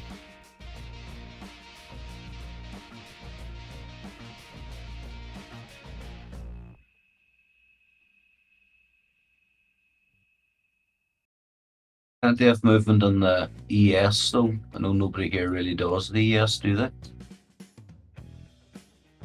I got a chart up right here, but I don't really mess with it much either. It just kind of... Yeah. I used to trade ES back in the day. That's all JJ trades, but I haven't done it in a while. Oh, there are definitely some issues. Do you have any standalone accounts that aren't connected for experimental trades?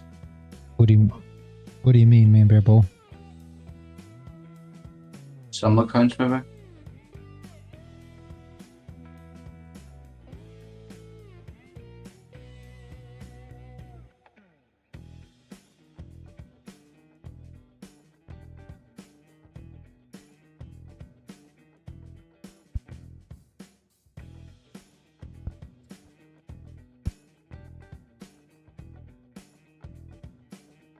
Take less likely.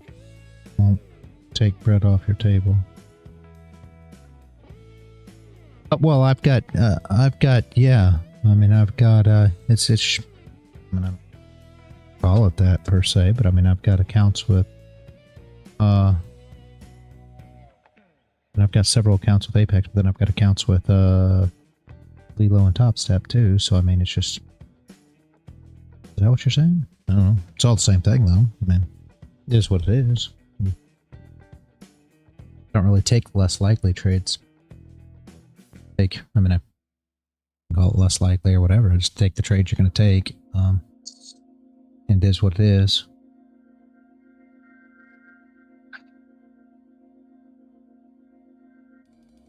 Just got a nice wee $60 scalp there on the yes. Beautiful. You just don't take random riskier trades. No, not really. I mean, the one this morning you can say was, but not really. I mean, there wasn't no reasoning for not taking it, and I don't want to be funny here, guys, but the problem with the trade was the stop loss. All joking aside, I just didn't want to, you know, air the stop loss out enough. So we barely got hit, but the trade was still correct within reason. So here we go. I mean, we were a few ticks of being stopped out before price came down. So yeah. So we close right here. You know, made complete sense. Came up, put a little bottom wick, put a top wick, came back down, broke the bottom, came up. The price action's just that and stupid. So, that's why I asked if there's a separate small account designed for. No, not really. I've got 50Ks, 150Ks, and a 250K now. So, I mean, yeah. What I've done, honestly, is get bigger accounts in order to put more risk on. Does that make sense? Like, not really, probably.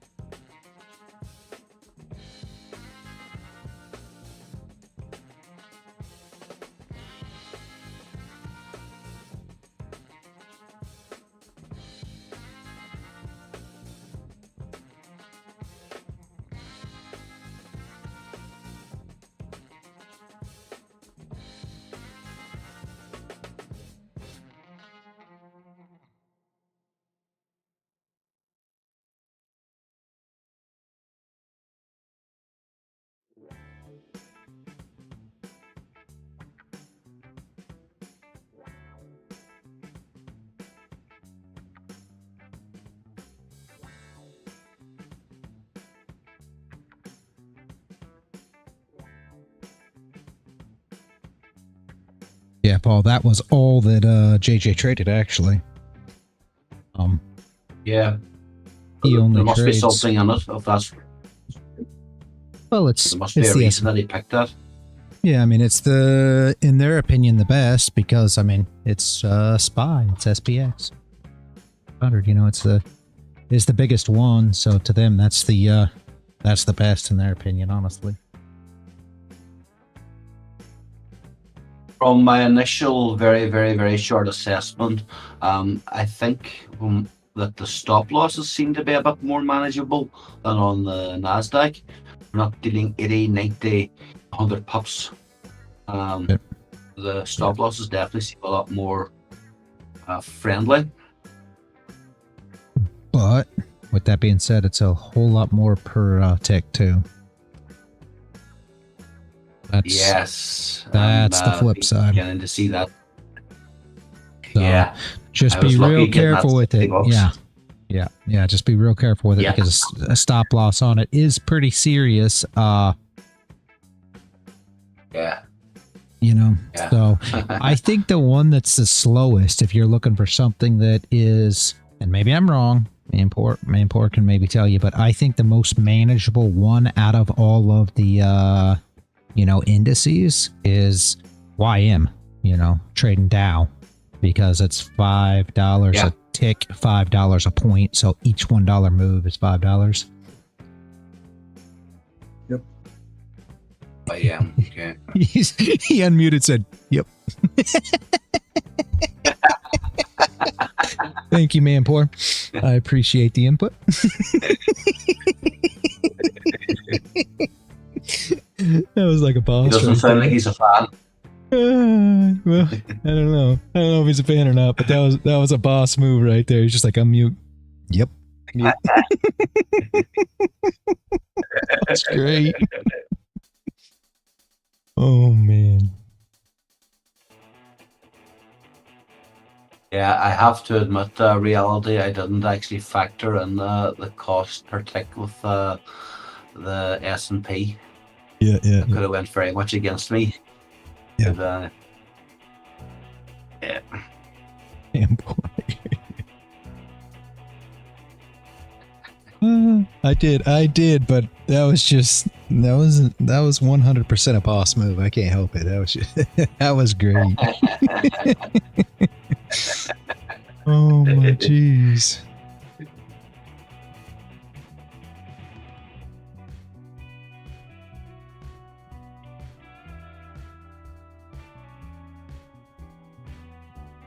Price action is ugly. Thank you, Monday. I love you so much.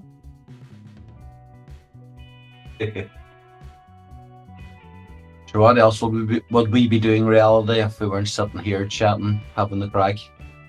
Yeah, It's just very one of those true. days. Yep, it is. It is. I agree with you. I think what I'm going to do for the rest of the day, nobody follow me because I'm a bad influence, but I think what I'm going to do for the rest of the day is play some poker. Why not? Yeah, I think that's what I'm going to do today, but that's because nothing seems to be happening really. Like I've said a million times, if it wasn't for trading, I probably would have got a lot heavier into poker than I have. Like I play poker. I enjoy poker. It's more of a hobby. When I was working, I did a lot of poker and sports betting. But, and I've profited at both these things. Did well with them, but I've never really, poker, I've never really got into. It's hard to say that. I've been playing poker since I was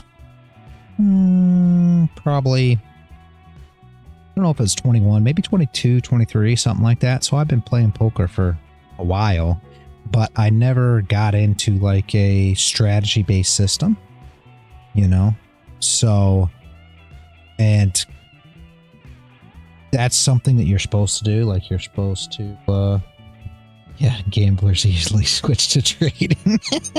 Sonia, yeah.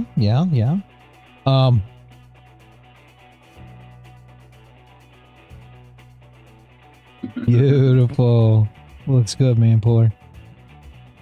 Got a whole bunch of stuff I need to do that way, but hadn't did anything with it yet. But yeah, I ordered a huge box of, yeah. Anyway, gosh, what was I saying? Oh, they've got different strategies, like trading, right? Like poker has like GTO strategies and this strategy and that strategy, and that's something that I've never really got into much, because when I started playing poker, you know, it was more of a you know, mental game, kind of similar to how I trade the market, right? It was more you're paying attention to guy's mentality rather than having a strategy for your betting and what comes next. And all these GTO strategies and everything really came up after the fact, and the old timers were kind of like, whatever. And like everything else, do these strategies work? Yeah, I think, you know, but yeah, it is what it is. Sonia, I thought you knew that trading was gambling. I want to see her. I'm waiting for her reply.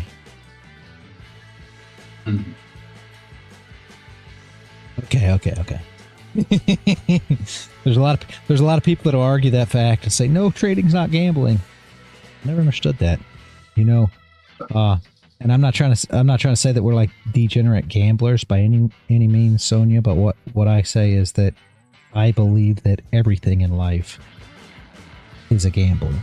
You know, I think everything's a gamble. If you wake up this morning and you get out of bed and you leave your house and you get in your car and you drive to X, gamble. A gamble. And people say, well, that's a stupid way to look at it. Maybe, but I got to be honest with you. If you were to go out and you were to, you know, I'll put it in a different context, right? If you were to go out and you were to buy a business today, let's say that you enjoy making, you know, some kind of food, and you say, all right, I enjoy this. All my friends love it. I found a little, you know, spot in the strip mall down the block, and I'm going to go in there and I'm going to start this business and I'm going to make this food, and, you know, I've got big dreams. What is that at the end of the day? I've owned businesses my whole life, and I'll tell you right now, there's not one of them that's, you know, wasn't any more of a gamble than trading or playing poker or sports betting or anything else. You're still taking that gamble, and you have to make that entry and put yourself out there, or, you know, or you don't. You don't do it. You'll never make it because you didn't put your foot in the door to try. But at the same time, it's still a gamble, and I mean, it's everything in life. You meet some person, you go to, you know, the nearest cafe, you're sitting down, you're having a latte, and somebody walks in and starts talking to you, and whatever the case may be, and you don't have a significant other, and what is that? At the end of the day, again, that's just a gamble, guys. There's no telling. You got to take your chance with this person if that's something you feel fit to do, but there's no guarantees in that relationship. There's no guarantees in anything. I mean, that's life, sadly. You do some research, look at the market, and take the chance gamble. Yep. Yeah, we live in the world of probabilities. Yep, everything is a probability. Absolutely. And that's how we think as humans, right? That's how we think. Unless you're a cop that shoots at acorns, then there's no probabilities involved. It's just pure instinct. That wasn't very nice, but no, it is for real. Everything's probabilities. I mean, that's all it is. Life's probabilities. As you open up a business, you know, you buy a business and you try to you start a business, or you buy a building to start a business or whatever. I mean, it's all about probabilities at the end of the day. You're hoping for it to work because you did your research, believe that said thing will happen here, said thing will happen here. Exactly. Better odds than Las Vegas. Yes. You are absolutely correct. And why do you think I play poker? Not any other casino games. Because the house has no odds over poker. You know how poker works? I'll get you guys with this too. Okay.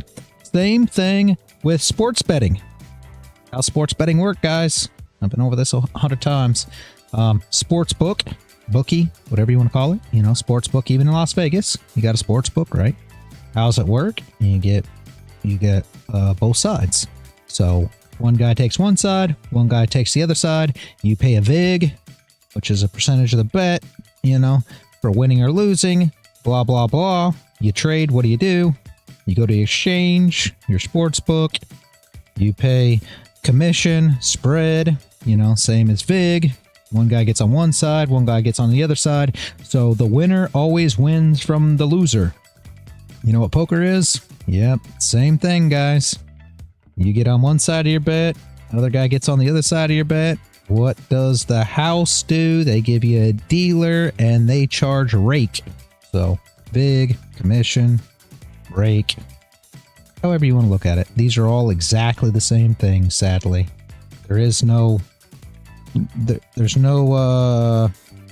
house edge.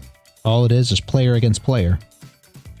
So you either win and somebody loses, or you lose and the other side wins. That's exactly the same. Trading is far better way of making money than starting a business. Main advantage is that you don't need to deal with the general public. Trust me, after 30 years. I hate the general public. I love the way of working you choose. Yes. And it's not even just that, Paul. You want to know the worst thing about starting a business? Oh, some people are going to hate me for this. Worse than the general public? Worse than people? I can't. Well, it's not worse than people. Yes, man, poor. Yes, it's not worse than people because it's still people, but yes, employees. Employees are the absolute worst. I'm not kidding you. The absolute worst. Because if you own a business, guys, and your employees decide that they want to not do this or not do that, or they're sick or they quit or whatever else, you know who has to make up for that? Yeah. If they don't do a good job, you know who has to answer for that? Yeah. I can't take it. Yeah, this PA is lame. Absolutely, man, bear bowl. Ugly. It's just going to bounce back and forth. Look at what we got, though. Why do I say that Mondays, all traders win? Here's how they're trading it, guys. Go. Whoops. That's ugly. Here's how they're trading it. Just like this. And they're sitting here making money and everything's so great and they're winning and woo. It done. I choose not to trade with them. So therefore, whoops. There's their trading. They're pulling fibs, they're doing all these things, and man, look at them areas. They're killing it, guys, and I'm glad to get them all involved in these positions. Yay. Don't worry. Yeah. We'll get a trade tomorrow, guys.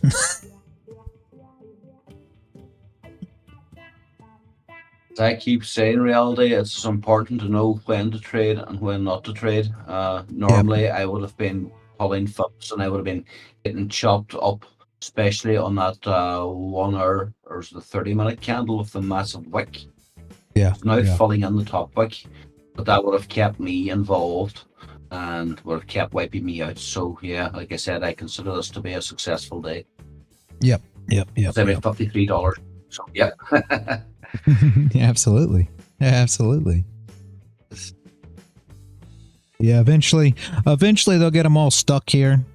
Man, bear bull, they'll get them all, into positions and all the orders, put into place, and then they'll start taking stop losses and things will get back to normal.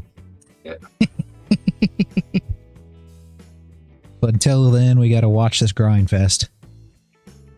And all the people that trade this stuff will go on and on about how great they did today and yada, yada, yada. I just can't see trading with them. I have a hard time with it, guys. You figure out a way to do that, though. Just say, okay, we're going to trade with the rest of the traders. The 98% on Monday. Oh, man. I don't think I can do it. Yeah. And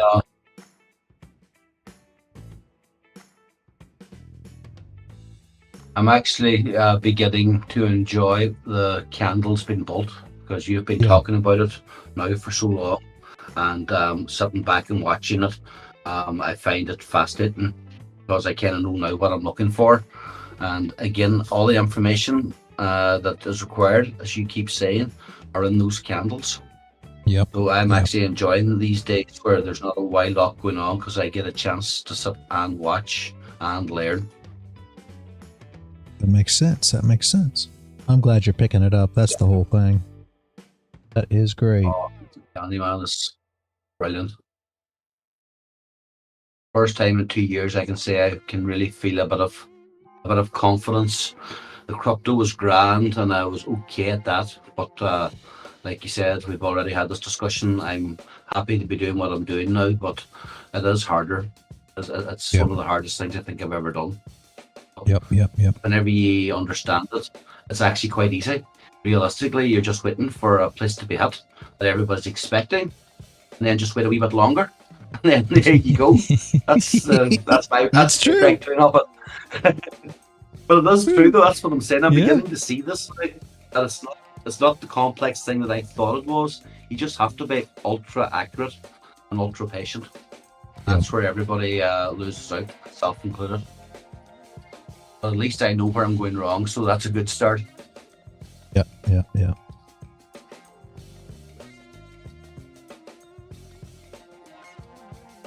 Oh, Max, that's not good. Yeah, I don't blame you for not trading this range. Gold. Yeah. Sorry, man. Yeah. Should have waited, yeah. Max, I mean, it's just, it's ugly right now. Like I said, it's that there's no reason to believe that it's not gonna go down. But it's just yeah. There's not enough volume to push anything, so you're not breaking anything, if that makes sense. It's getting broke. It's just banging up and down because you push price anywhere.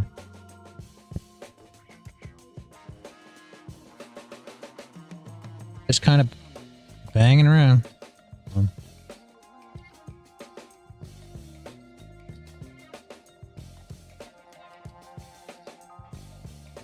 With how this price is looking, I'm not kidding you. I think I am going to play some poker after I'm done here. I think I'll get involved in some poker, see if I can't do something over on that side. I enjoy playing poker. I just don't enjoy sitting in a poker room, and that's one reason that I've never been a huge fan. And though I enjoy it online, it's not the same.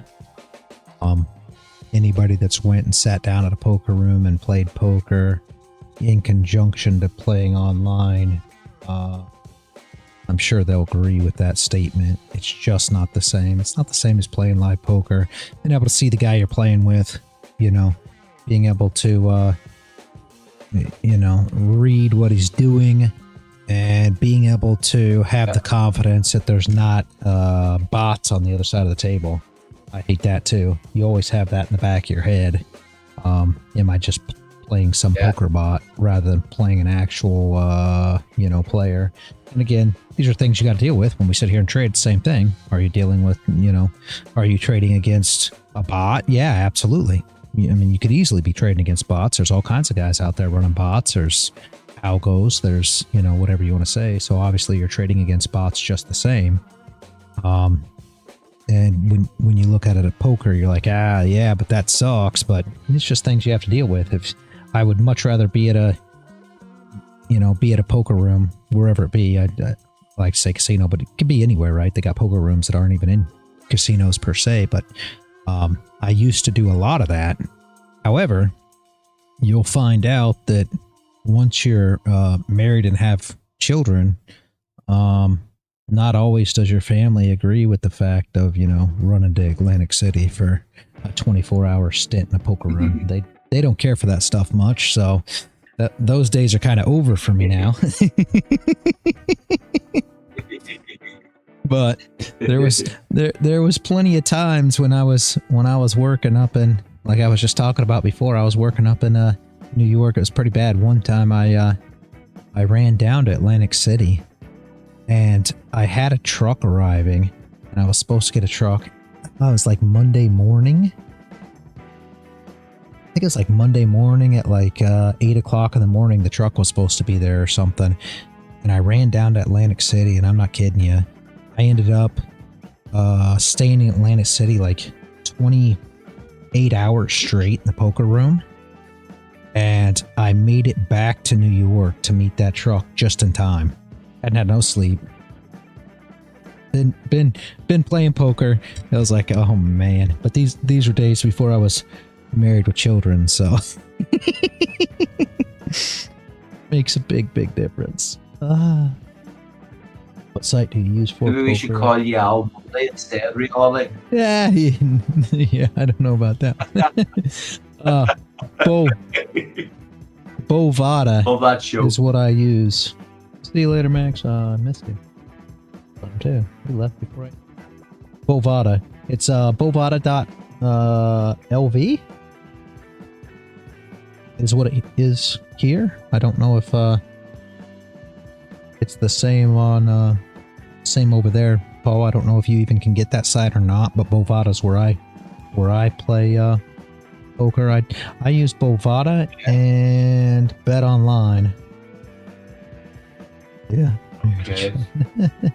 That's what I use to play poker. I do most poker on Bovada. I use Bet Online some. I mean, they got poker there too, but normally my poker play goes on Bovada unless Bet Online has something super good. But normally I use both of them to sports bet because sometimes you get different lines throughout different ones. You used to get better options on a site. It was called like Ivor or something like that, but it's no longer in business for sports betting. And again, my sports betting currently consists of not much. I don't sports bet a lot. I used to do a lot of NBA in-game live sports betting, and yeah, I enjoyed doing that. But you kind of take advantage of it when I've talked about it before. Basically, you figure out what team's favored, and you wait for them to get behind, barring no injuries, and especially if they're a team that has a bad bench, and then you bet on them to win when they're down, so you get much better props on your bet, and then when they win you get a much better payout than what you would have if you would have took them before the game started.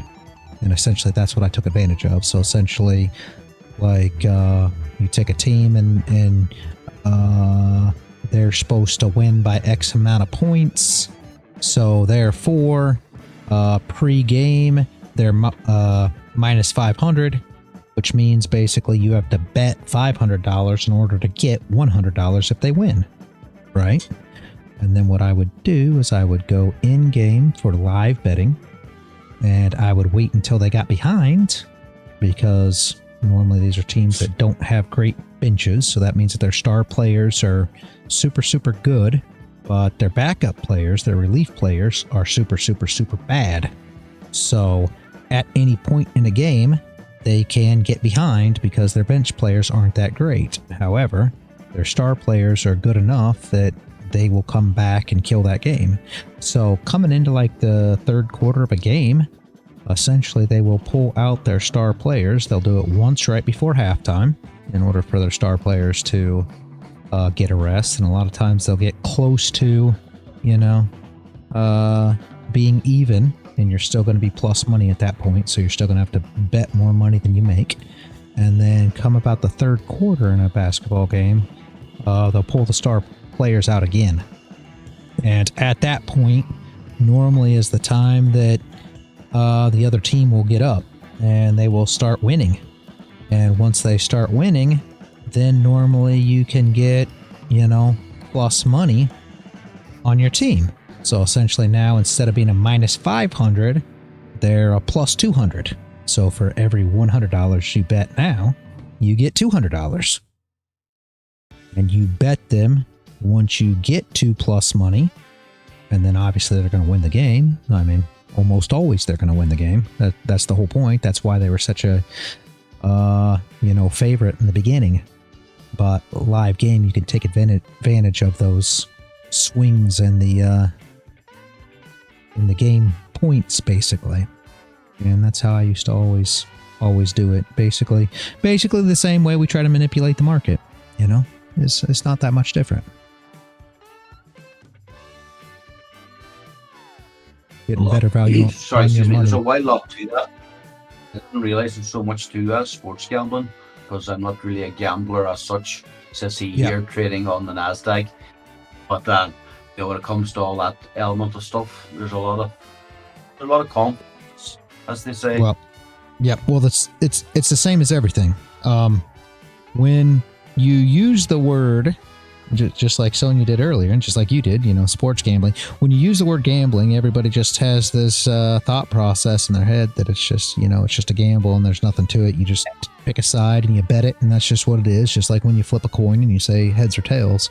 But just like everything else, and I mean, you can go as far as horse racing.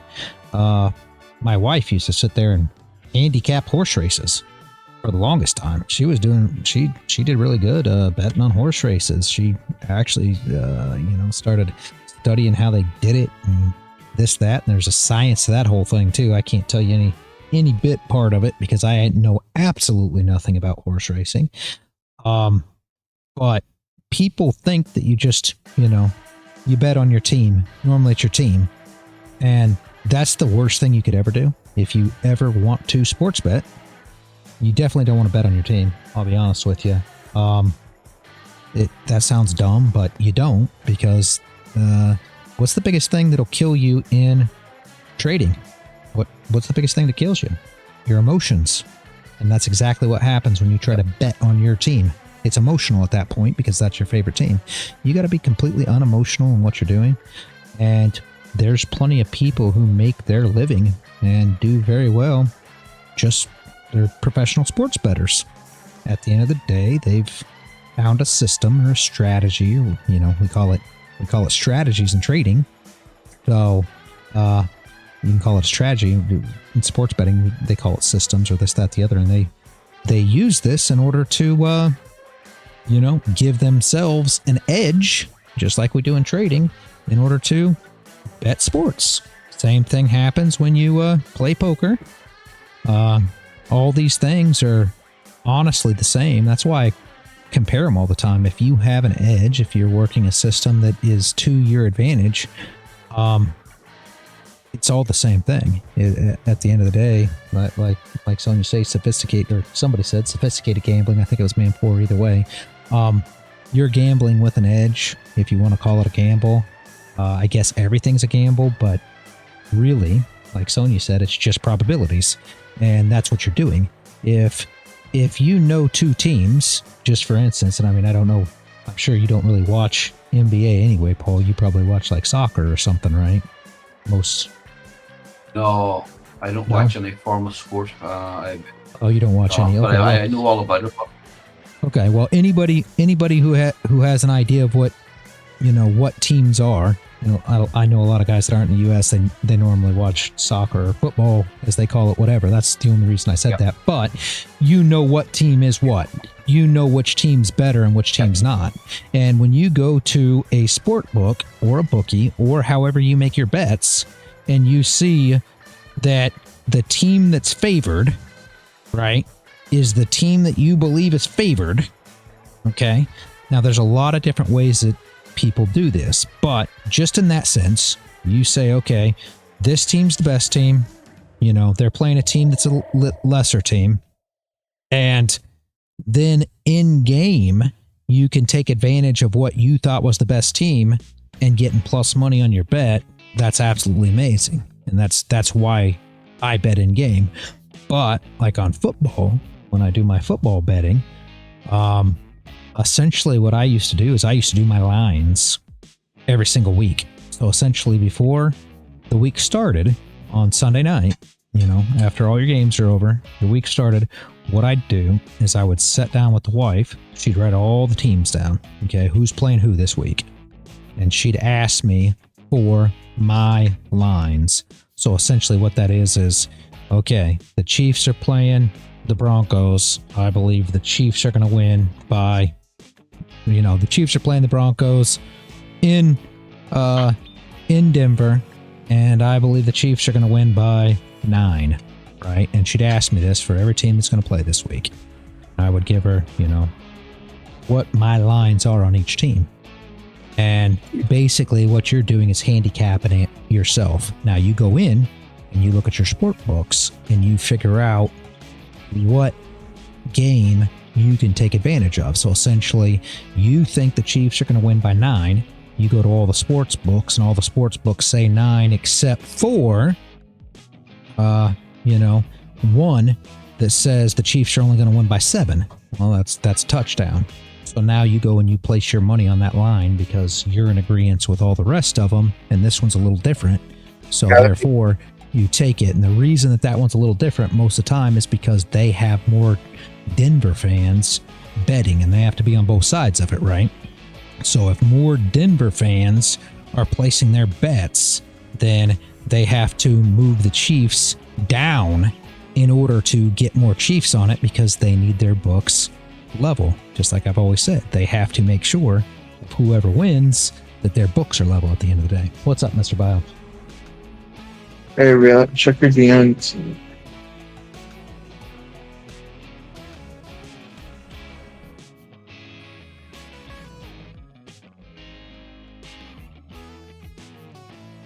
Yeah, I was trying to figure that out because I had an issue earlier. I was just talking about this, Mr. Bio.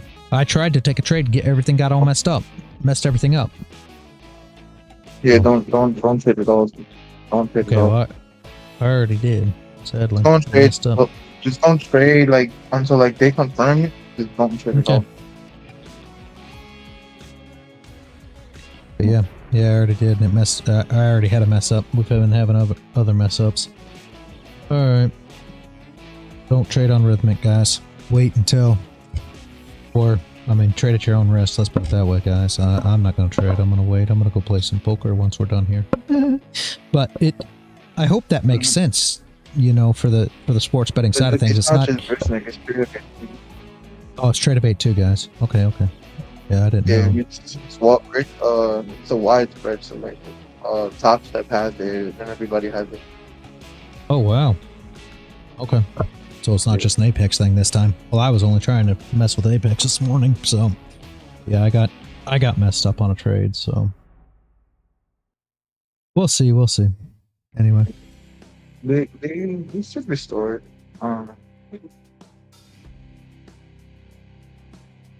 But yeah, they gotta go. I'll let you know if anything. Okay. All right. Have a good one, man.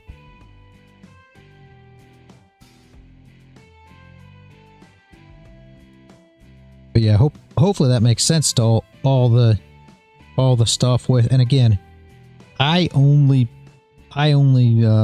play stuff that essentially the house doesn't have an edge on. You're playing the other guy. You know, all of us are here and we're all playing one another. So these are always the games or gambles or whatever, you know, you want to talk about that I get involved in. You know, sports betting, trading, poker, all these things are you're just playing the other guy. That's all there is to it. So he's got the casino or exchange or bookie or sports book or whatever you want to call it. It's just the middleman, you know, taking each position and making their cut, which is normally, you know, a little piece is what they get.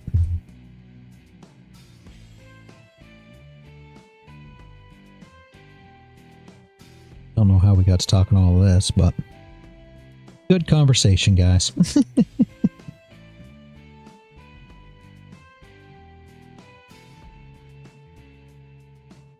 as always. Yeah, just not very trading related.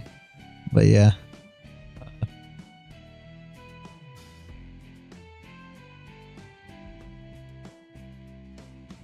It's all the same kind of thing for anybody that likes any of that stuff as well. That's kind of why I opened up the server in the very beginning. And if any, I know a lot of you don't even see any of the rest of the server. A lot of you turn it all off, but that's why we've got a Bookies Boulevard was for sports betting, and you know the poker for poker players and things like that. But none of the rest of it really took off.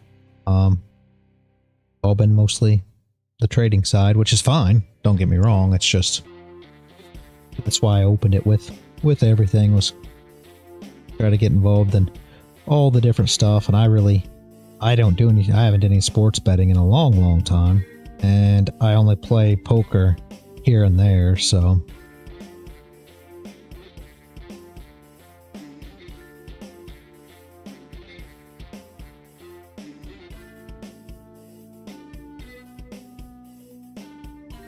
Price is absolutely amazing, guys.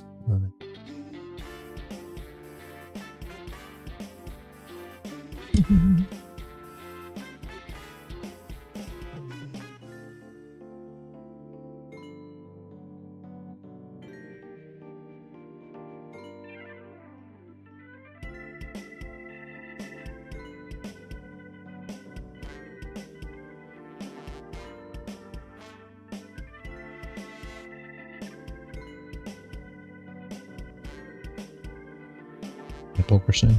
Yeah, absolutely. I enjoy poker. I actually stopped playing for a while.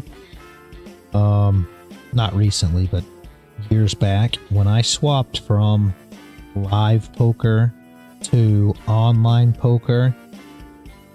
I had a huge issue with believing that online poker was a scam, and all it was bots and lottie and all these things. And I just completely stopped playing poker all the way around because life didn't really allow me to play live, and online just was a no-go. In the very beginning, the transition was super hard for me. But now, many years later, I play plenty of online poker. I'm fine with it, and it is what it is. Am I going to tell you you're not playing bots? Absolutely not. But, you know, look at trading. You're trading bots just the same, so...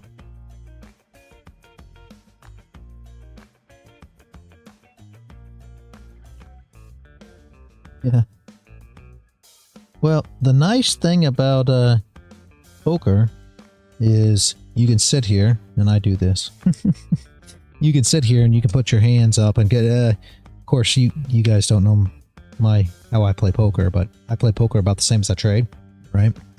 So I can put poker right here on one of my screens, and just fold. You know, most hands I'm gonna fold. Monday PA. Yeah, right. And that's how poker is. You just sit there, you look at your whole card, say, okay, fold. I don't so much play until I have a perfect setup, just like trading. So if I don't have a perfect setup, I'm not going to enter. And the same thing goes. It's you know, I treat it exactly the same. I actually learned a lot of the discipline of how I trade from poker. A lot of people will be like, "Oh well, you know, you're a poker player, so you're just a big gambler." No, that's what gave me a lot of discipline that I have of trading, actually, because in poker it is a sit and wait game, just the same. People think that poker, you just go in, you play this card, you play that card, you're constantly in pots and you're going all in, and well, yeah, people who lose a lot of money playing poker do. Poker's just like trading. You sit there for hours and hours and hours, and a lot of times, you know, you don't get any cards that actually get you much involved, you know. Pre-flop, you might raise a little bit and everybody folds. You're not even in no action. Pre-flop, you fold a lot of cards. I mean, I gotta be honest with you. I don't play much more, and anybody who knows poker, it may sound like a lot of hands to a lot of people, but you know, I take tens to aces. You know what I mean? Basically, those pairs. I'll play pocket pairs from any position. Suited, 9, 10, and up. Suited connectors. I'll play those. Small pairs, anything under a 10, I consider a small pair, right? I'll play them in position. That's it. Beyond that, I'm not opening a lot of hands unless I just happen to be in the big blind and, you know, catch you know, king jack or something offsuit, and I've already got my blind in because I'm in the big blind position. So I do a lot of just sitting around waiting.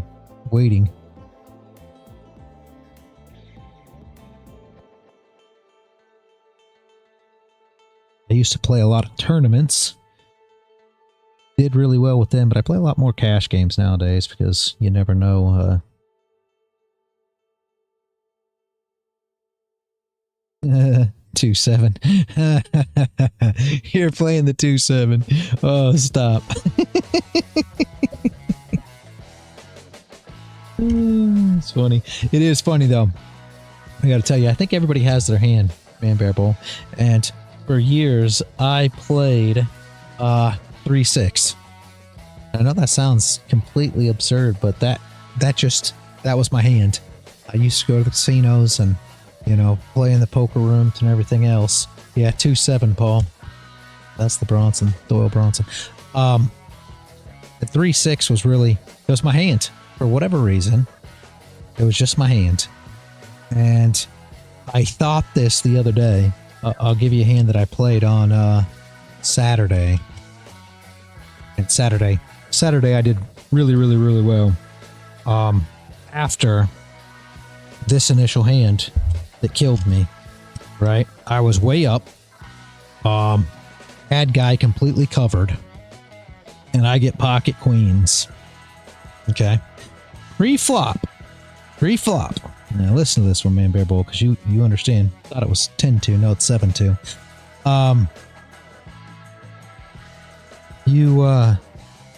You know poker, so hear me out here. I have pocket queens, and I raise. I raises over the top of me. I raise him back. The guy goes all in. I got him covered. I think I was probably double stacked on him.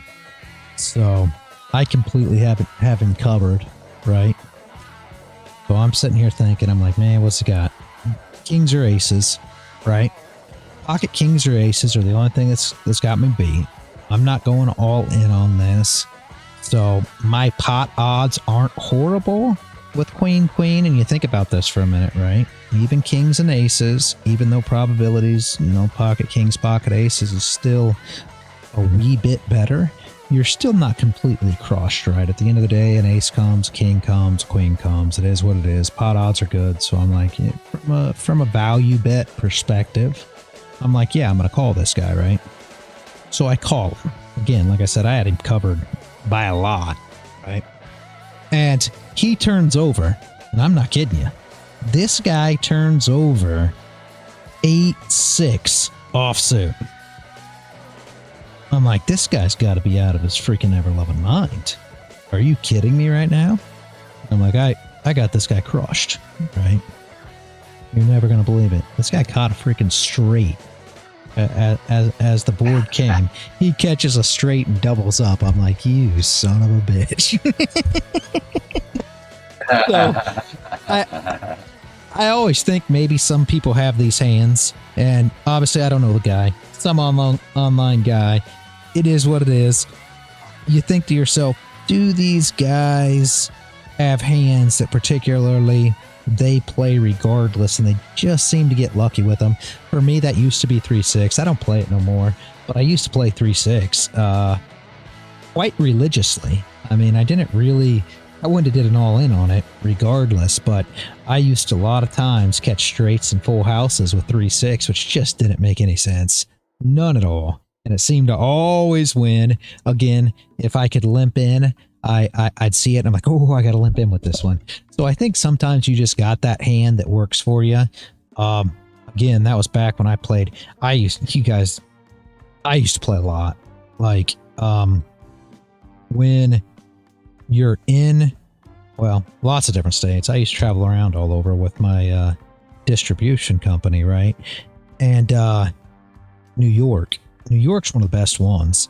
They have more house games in New York than I can even tell you. One time, I went to this house game. No lie. I pull up big fancy houses. This big subdivision. We're in a cul-de-sac. I pull up.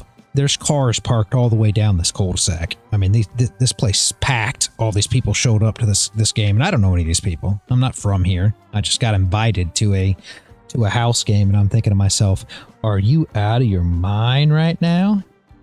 And I'm walking down this cul-de-sac, and I'm like, man, somebody's going to tell somebody. And I get to the door, and they're collecting your buy-in fee. It's this tournament, right? They're collecting your buy-in fee at the door. And I asked them, I said, man, aren't you guys a little bit worried that somebody might call the cops or something? I said, there's cars parked all the way down the street. I said, aren't you guys a little concerned about this?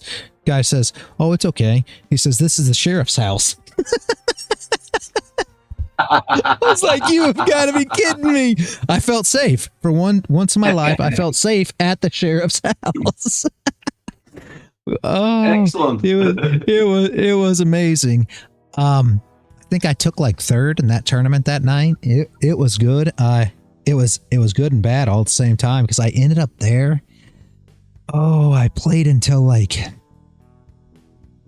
something stupid, like 4 or 5 o'clock in the morning, and I had an hour drive back to my hotel, and I think I got there at like 6:30, something like that. I grabbed a shower and had to be to work by 8 o'clock the next morning. I had to be to the warehouse, and I was like, you gotta be kidding me. Those were the days. But I remember there was another one up in New York where this guy had a game, and he wanted to have a house game, and we went there. It was like an abandoned house. Like nobody lived there or anything else. I'm like, where are we? And he's like, well, my sister's a real estate agent, and she said we could use this place. I was like, oh, you gotta be kidding me. So here we are in this house that's listed with a real estate agent playing in a freaking poker tournament. just craziness. It was something. You got a lot of them like that are, I mean, that one was super small. I took like second in that one. And then you got big ones. I went out to Colorado once, and we went to a firehouse, and they actually had a tournament there at the firehouse, and it was like I think 1,500 people. That tournament. I finished like I was in the money, but not much. It was like 15th, I think. 15th. So not too bad. All right, see you in a bit, Paul. It was a closed house that day. Yeah, no joke. Pull those cards into your reality. Yeah, I love poker, guys. Like I said, I used to play so much. It's super, super stupid. I used to play a lot of tournaments, though.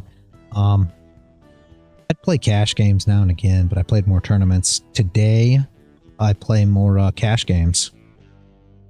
I used to always say that I wasn't a great cash player.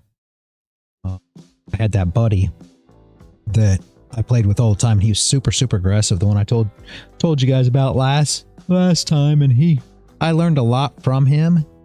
And he was a great cash player.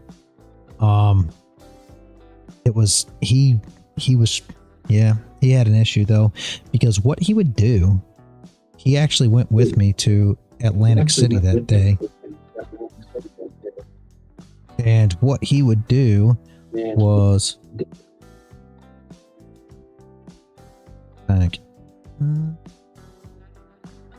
go ask me. I don't think he's there. What he would do is he would go and he'd play, you know, poker, and he'd make all this money playing poker, and then he'd say, "I'll be right back," and he'd go and he'd play blackjack and lose all the money. It was the craziest thing I'd ever seen in my life. And then he'd come back. And I'd be like, "Where'd you go?" It's like, "Oh, I had to play some blackjack." "Oh, really? Did you do good?" "No, lost it. Gonna have to make some more money." And he would do this all freaking night long. And I'm like, I just don't understand this guy. He was a great poker player. Amazing. It just didn't make any sense. It's almost like he was, you know, not getting the thrill out of winning a poker. Just crazy to me. That was him, and that's what he did always. And he was a great poker player. Horrible blackjack player. They claim there's strategies to blackjack too. I've never been a blackjack player, so they claim there's ways to get that game down. I did the I played blackjack. I did the whole, you know, go by the book and what you check or whatever it is, what you bet and what you don't, and blah blah blah blah blah. But I never really. I thought it was super boring first off, and I just never really was. I don't know. I call myself not any good at blackjack. I don't know. Yep, not your game either. Yeah, it's just never been, and it just doesn't seem like. I mean, the game's simple enough, great. It just you're supposed to either bet if this happens or not bet if this happens, and you know I read the pamphlet, I tried it, and it wasn't for me. That's all I know. Seems boring as all get out. On top of all, played this game though. I'll tell you a game I did like, and I haven't played it much. I went to I think Mississippi, I believe. Might have been Tunica. I don't remember. It was a casino anyway, and they have this game, and it's Chinese poker. Maybe you guys know this game. I'd never heard of this game before. It's called Pai Gao. That's how you pronounce it. And essentially it is Chinese poker. That game, that is not a bad game. For the life of me, I can't tell you how to play it now, because I've only played it maybe that time, maybe another time, I don't remember. It was fun though. It's basically a game where you normally break even. I mean, if you're a trader, you love these games. You normally break even. You don't lose that much. You don't win that much. So it's a game of breaking even most of the time. So it's always good. You don't just lose. So it was not a bad game. I had a lot of fun playing it. Played it for hours.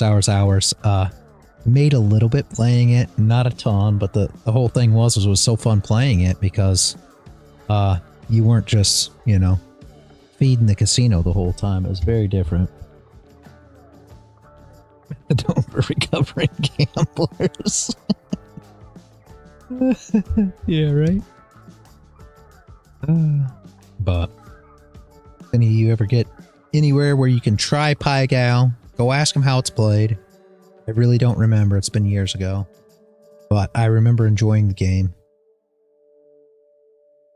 Oh.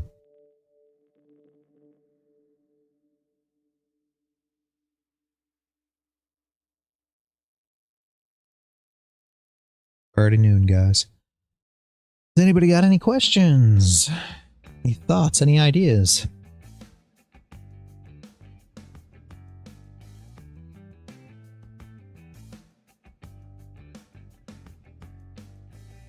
Back, Paul. He's not bad. You ever look at double tops? I see them all the time, yeah.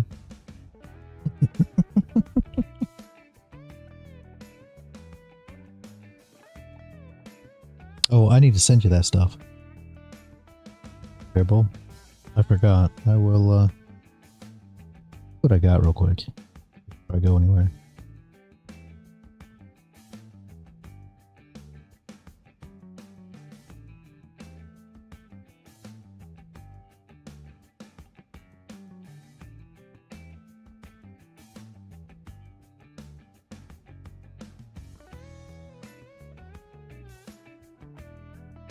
Thinking, you know what? You know what you ought to do?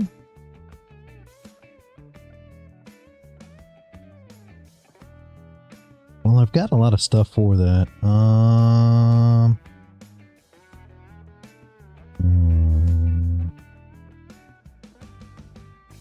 You know what?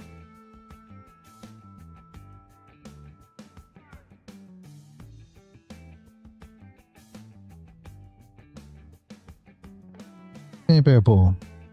Have you ever have I ever dropped the Al Brooks stuff for you?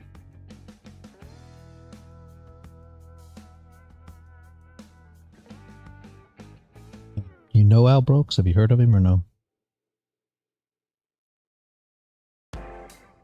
Oh, okay. That's what I'm gonna drop for you. I'll drop it right here. You have not heard of Al Brooks? I'm joking. No, he is quite a well-known price action trader. But also look at Dr. David Paul.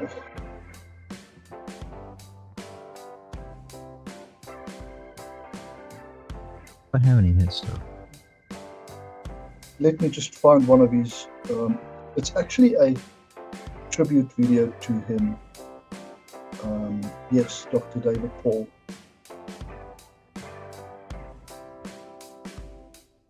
Really amazing video. Let me just find a picture of it.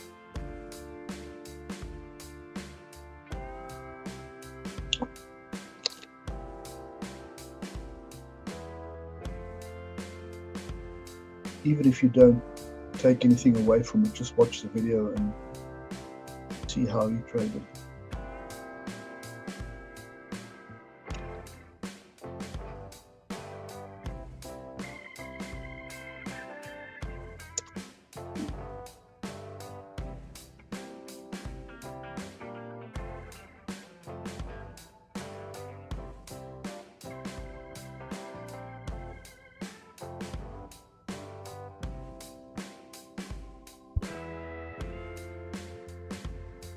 Alright, welcome back, Paul. I muted you for a minute because my mic was coming back through, but I unmuted you and you were fine, so I don't know. There No, is... I did leave it. I've done that. Damn it. Or if it loads. Maybe. There you go. Man Bear Bull. There is 4 PDFs by Al Brooks. He's one of the...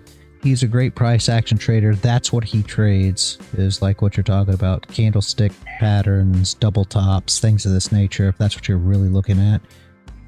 Yeah, and Dr. David Paul, exactly. These are 2 guys that are just plain price action traders. Absolutely. Read those books, watch those videos, and put it all together. I have some other stuff that's just pure, you know, candlestick stuff and things like that, similar to what you were looking at before.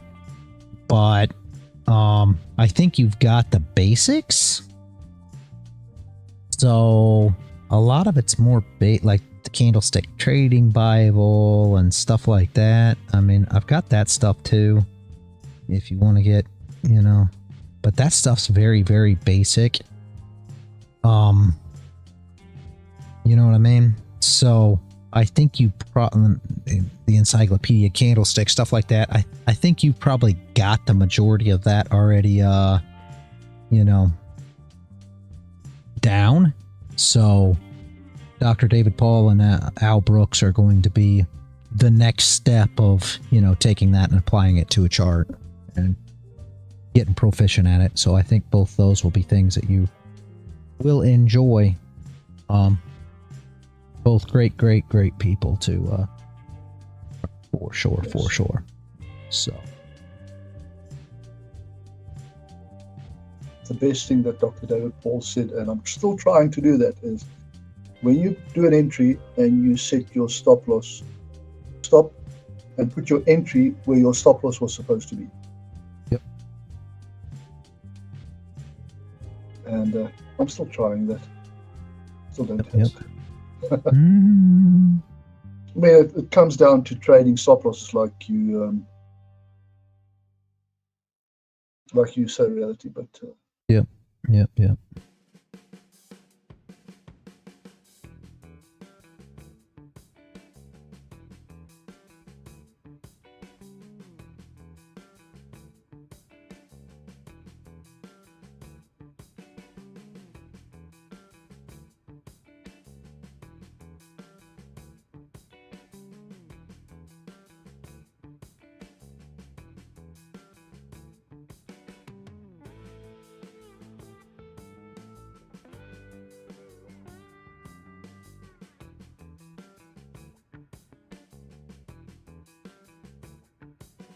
Yep, absolutely, Bearable.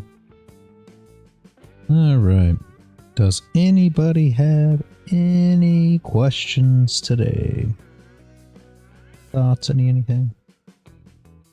If not, I am probably gonna get to a poker table. I'm glad you wrote me though, man, Bearable. I forgot all about dropping those things for you. I've got all kinds of courses, all kinds of stuff. If there's anything that anybody ever needs, not just you, man, Bearable, anybody, if you guys need anything on anything, volume profile, order flow, harmonics, Elliott wave, anything that you're trying to learn, I bet I have a PDF or videos or courses on it. Just ask me, and absolutely I will give it to you. I'm learn everything you actually can. trying to unlearn rather than learn more, to be honest with you. Yeah. I'm going the opposite way. I was almost about to start order flow until we had that discussion about the building of the candles. So there's no point adding in more knowledge. But that's only because of me, because I'm out. All you young guys tear on ahead. I'm trying to strip it down to the very, very basics. Yeah. And order flow is one of those things. Is remove all your indicators, every one of them. No, I wouldn't go that far. The indicators are they're like a comfort blanket to me. I know they're only okay up till a certain point, but there's something about the clutter of the screen at the bottom that I like. It's one of those things. But I appreciate where you're coming from, but no, I couldn't be getting rid of my indicators. I just need to learn less about Elliott waves and fucking all the other stuff. Just stick to what we're doing here. Let me show you how cluttered my screen is. There's a picture. Probably every trading book. Huh.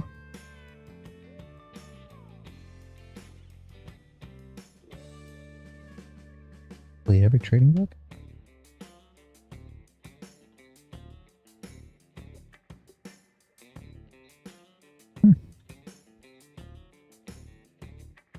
Nice clean chart, Monpour.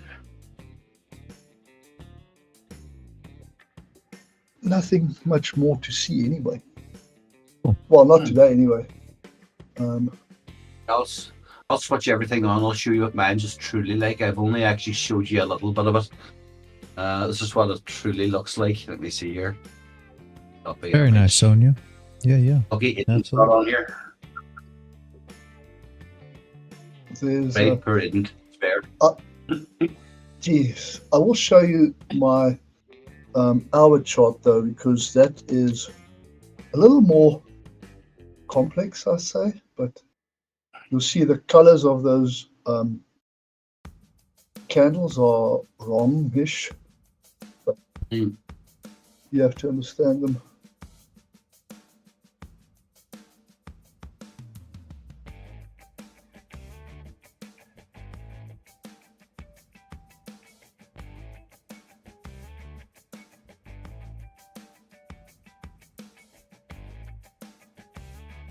if you want to, Sonia, you don't have to, but if you want to, you can drop that in here. Just in the education there. People probably make use of it over there if you want to drop it there. Again, completely up to you, but that's a great resource for sure. Well,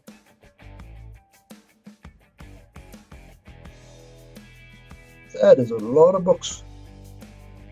Yes, it is.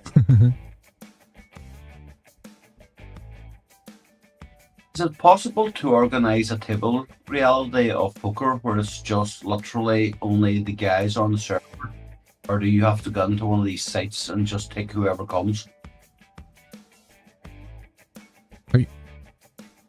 What do you You ask can me? start a game, I suppose.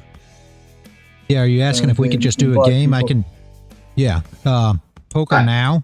You can set up a table. The other one that I've got 2 different poker sites that I actually had plans of doing poker tournaments in for the server, and it ended up that nobody was really interested. I tried to get people interested, and there wasn't enough people interested to do it. But yeah, you just set up your tables, set up what your tournament's going to be, and how many you want per table, and yeah, you basically all go in there, and the site does it all, but just your people get to play.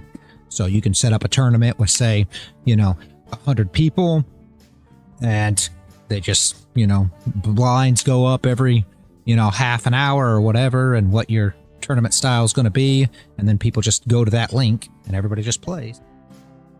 Tournaments, everything. So yeah, it's Very good. it's pretty neat.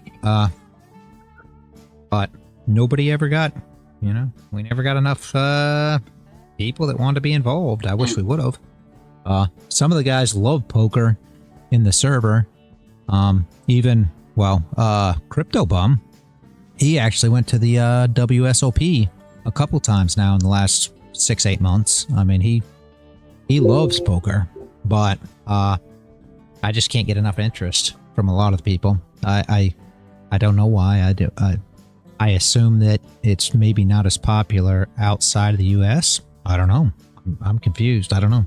For whatever reason, we just don't get a lot of play on poker here. Probably a time and displacement thing as well. Could be. Everybody's all over the place, different parts of the world. Trying to organize everybody to come at the one time is probably too hard.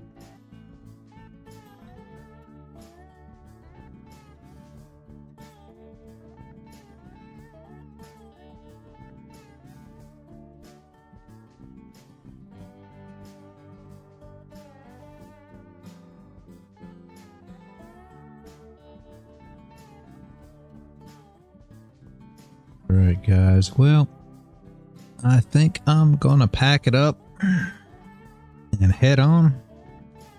I'll see you all first thing Well, good tomorrow luck. morning. Yep. Yeah, I'm going to go Absolutely. grab a seat and see if I can get any poker going, because I know this price action isn't going anywhere. So Yeah. along this range, there you go.